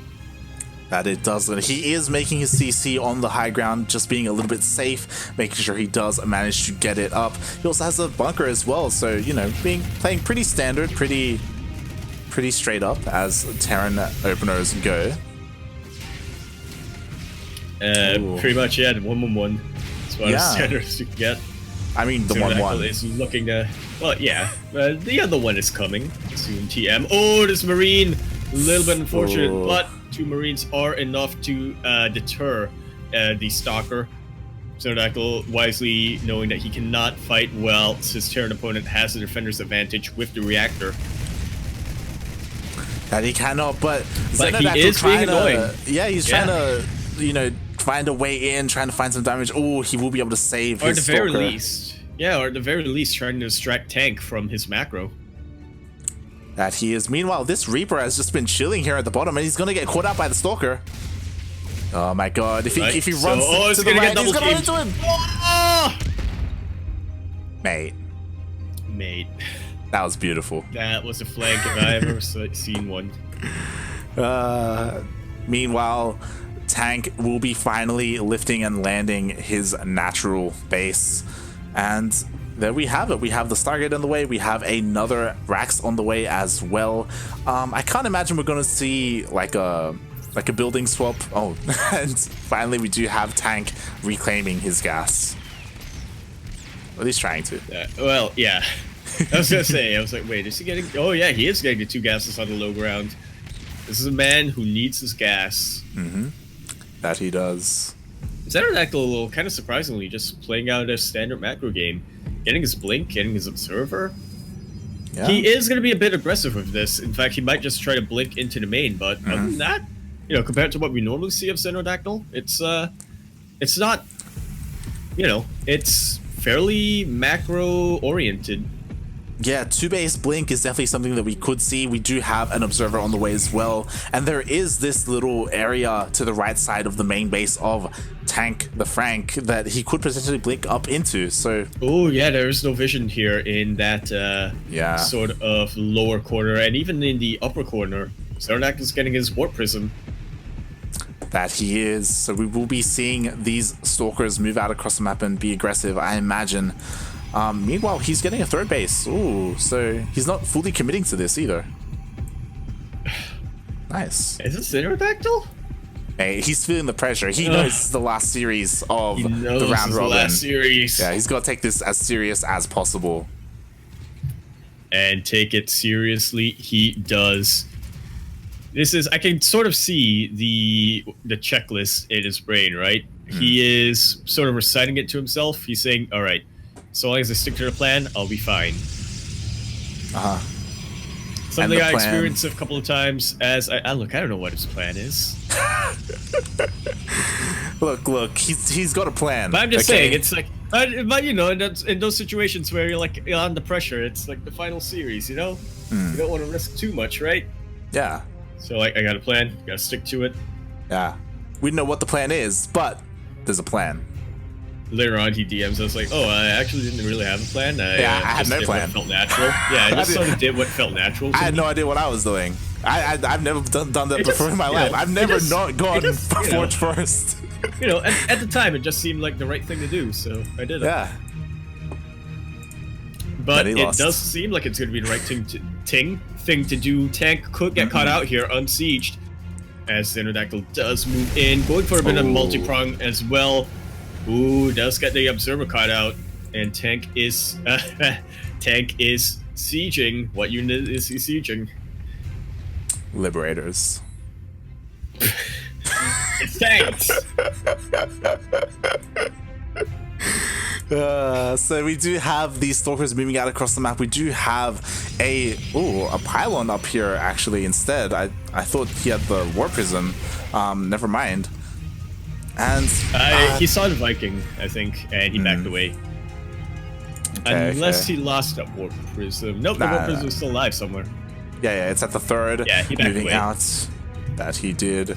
And he's warping in here next to the main as well. It does get spotted by the Viking, but it will not be able to clean up these. It does draw the army away, but there is 2 tanks in position. Blink on the tanks. Blink on the tanks. I'm not sure if Blink is going to be enough. This is a good spread of tanks. He's attacking the planetary. I just realized the third's a planetary. You do not see that very often. Unfortunate. A little bit of XenoDactyl being distracted a little there, so not quite backing away soon enough.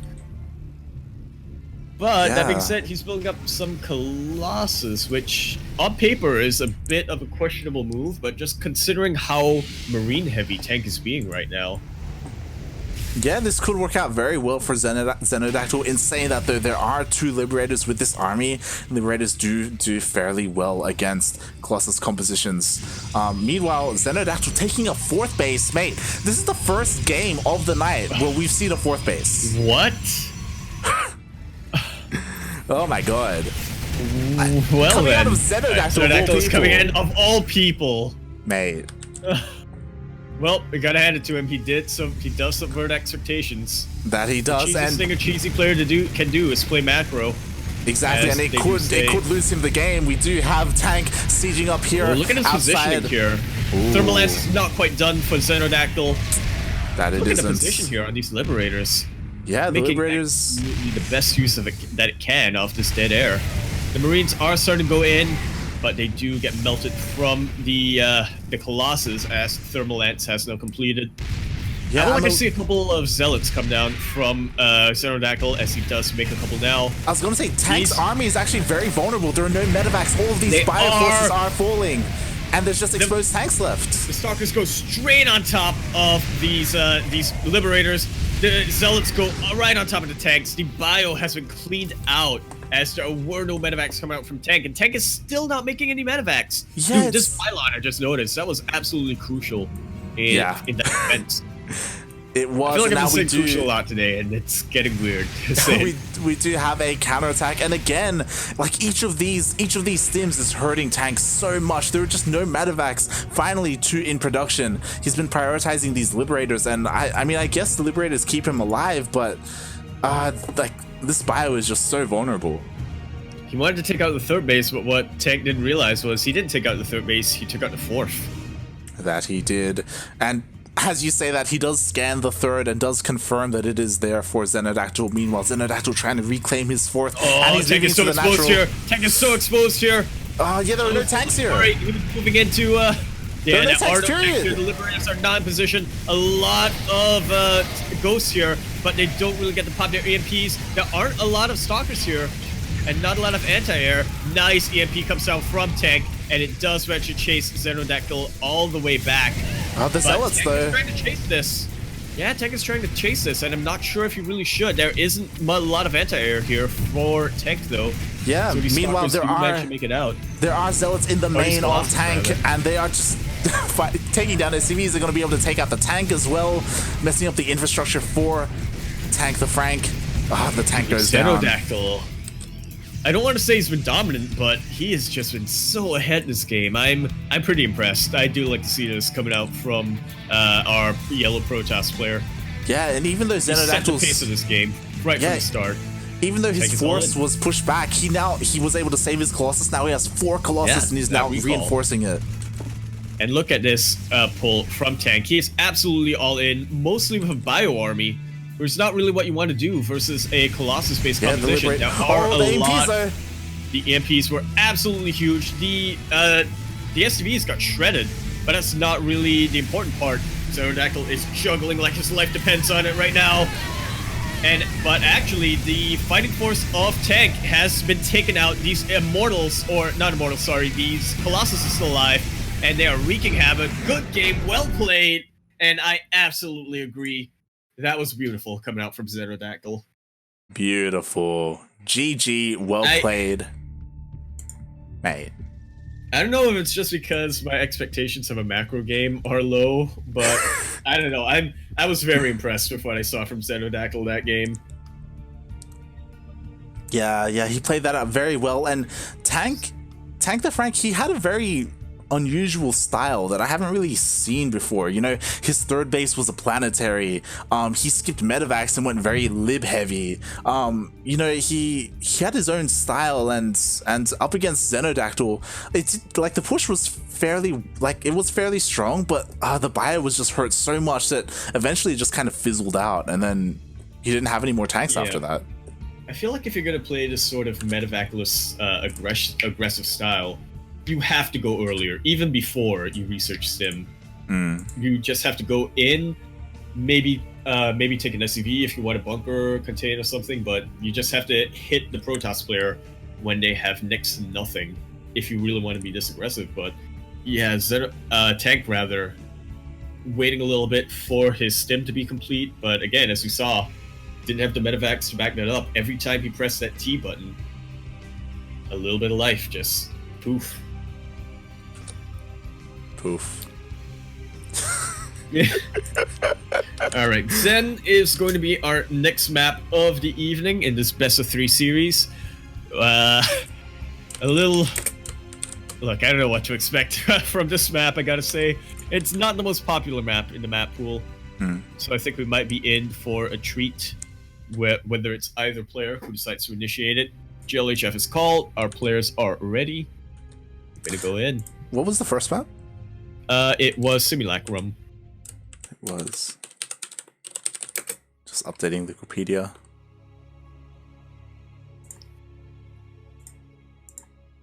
Okay, here we go.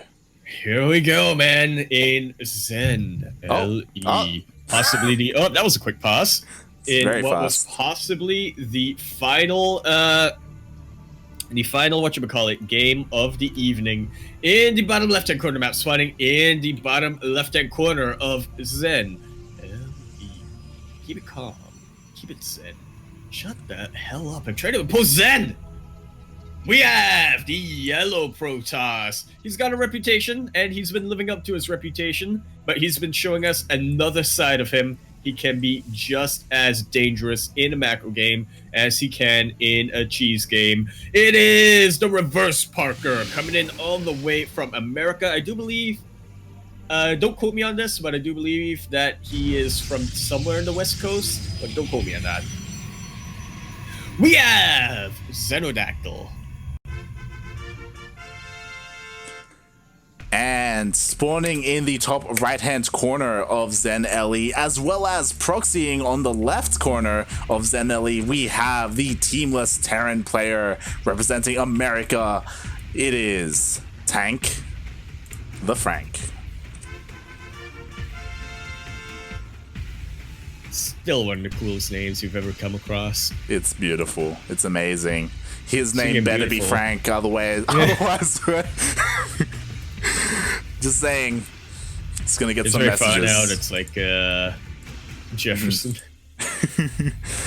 I don't know why my brain went to there, but yeah, so we get beautiful. XenoDactyl did scout this, and now he's sending another probe in. Oh, this is actually what we saw TankThaFrank do against Dali in their second game. That we did, yeah. It is that 3 racks Marauder with concussive shell, and I believe we did see Dali handle, like, defending this fairly well, if I do recall. She did, but one thing that kind of worries me about XenoDactyl is, in the Dali game, she had her production up in her main, so... Yeah. Yeah, and as you're saying, once again, we have XenoDactyl with this kind of strange arrangement of buildings here at the natural, a little bit exposed. Oh, you might not want to get the Stalker out, if I'm being honest. Marauders are basically the anti-Stalker unit at this phase of the game, or in any stage of the game, but he is utilizing that health, he is utilizing his probe to tank a bit of damage. He's gonna have to take out this SCV as it's building the bunker, there's a second and one the other there. SCV. The concussive shell is done. Shield battery's about to finish up. This is gonna be even more dangerous. It goes down before the shield battery finishes. It does go down. And I do believe this bunker should finish. Oh, but the Adept, can the Adept snipe it? The bunker does manage to finish, but the surround on the Marauders. The Marauders. He's trying to go in. He's trying to go for it. Look at the body block. XenoDactyl with the micro coming up here, and he doesn't even care if his probes are being attacked. He has the shield batteries for it. Mate. Masterful. He's got to be careful. There are 2 more Marauders coming in, but the bunker is going to go down. Here's the thing though, Marauders do next to no damage to probes when they're in low numbers like this. Wow, look at it. Oh. Man. And we could see a hold. The Adept getting caught out a little bit. His Immortal is on the way. He is starting to produce a couple more units. And the shield batteries, look at how much energy they've got. Yeah, they have an insane amount of energy right now. They should be perfectly fine. Once his Immortal pops out, I think that's going to be the end. Yeah, we do have more and more units coming out from Tank. He is trying to bank them up, and he pounces. And the energy is kind of being wasted right now on the Adept. Yeah, he's not really focusing on much here. He's trying to focus on the Adept. Now he's going for the shield battery for a lot of energy. But the Immortal is out, and it is decimating the Marauders. And there we have it. Most of the Marauders do go down, and he is forced back. XenoDactyl is... Hey, he's got this. Showing that he knows what to do when the shoe is on the other foot, when his opponent is the one who wants to cheese and contain him. Yeah, we do have the Marauders fighting back, but there it is. Well played. Come on, fingerprint.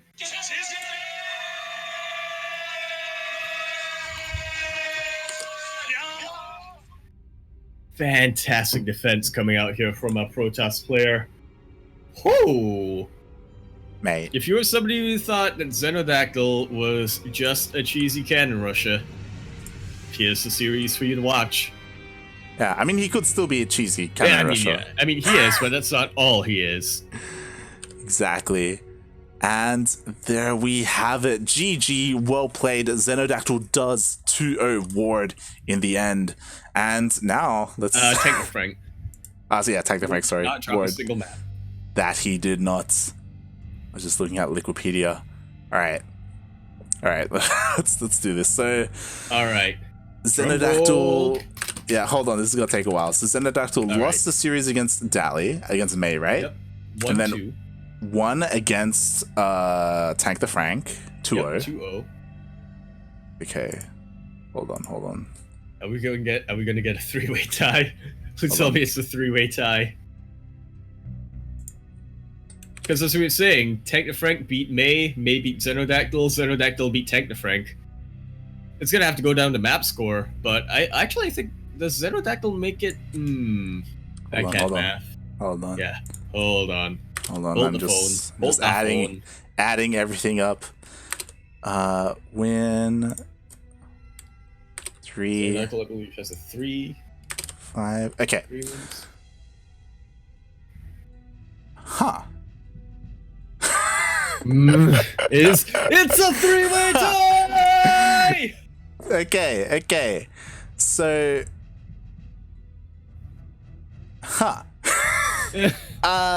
so it kind of depends. Okay, we have, so all 3 of them are obviously 1-2 with series, right? They have 1 win, 2 losses. When it comes to maps, we have XenoDactyl, 3 wins, 4 losses. We have May, 3 wins, 5 losses. So XenoDactyl is ahead of May. Meanwhile, TankThaFrank has 2 wins and 5 losses. So I do believe XenoDactyl makes it out. Yeah, XenoDactyl will make it out of the group. There we have it. Even if it does have to go to head-to-head, which it won't. Unless our math is wrong. Let's just do a quick little double check. It is quite possible that our math is wrong. Let's do a quick little double check. Yeah, hold on. I'm just gonna... Who's last though? I'm not too I guess TankThaFrank is last? I think it's... I don't actually know. Hold on. Let's see. Okay, XenoDactyl 2-1, May 0-2-1. Okay, so that's 3 wins. If you want to refresh the Wikipedia page, it's there with 1 updated. Right.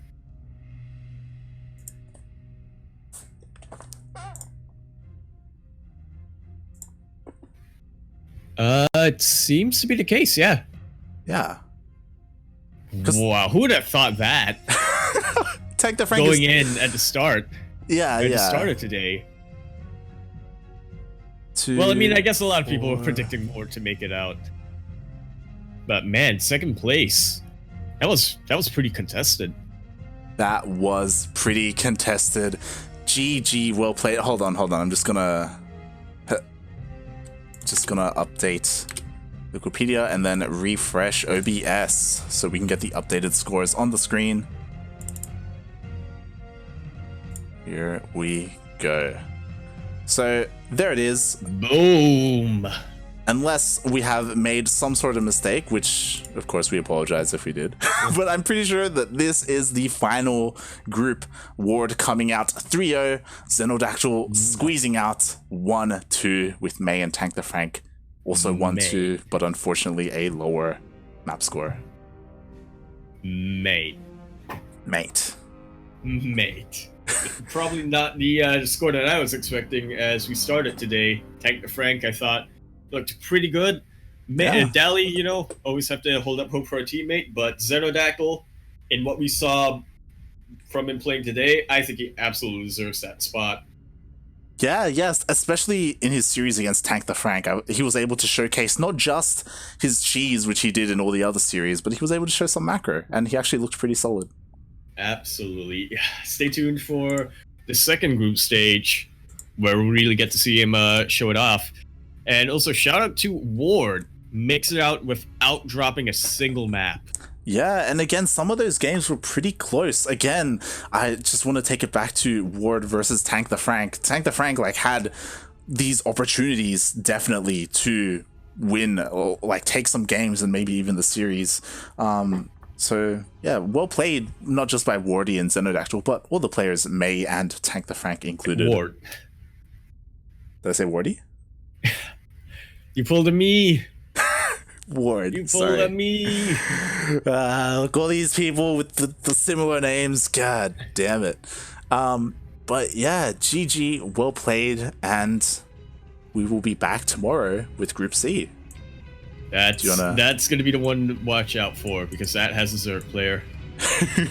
Yeah, there weren't any Zerg players in this group. We did see Zerg, as May did play random.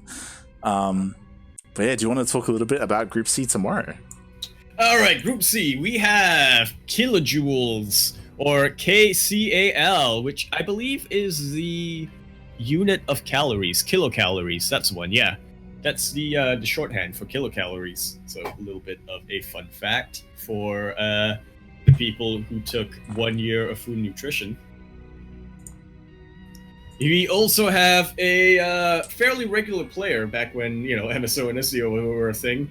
Oh, you're looking at you, Blizz. It is Reality. He is also somebody who casts events fairly often and does stream as well. So he's a player that we're fairly familiar with. If not in terms of playstyle, then definitely. Well, we do know quite a bit about his playstyle, as I say, he does play. But content creator.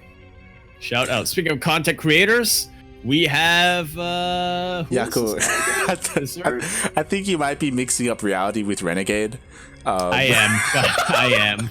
Reality doesn't cast, doesn't stream, but yeah, we are very familiar with him as he is on Alpha X, and we've seen him play in SDO, in MSO, and he was actually in Twitch chat earlier today watching Group B.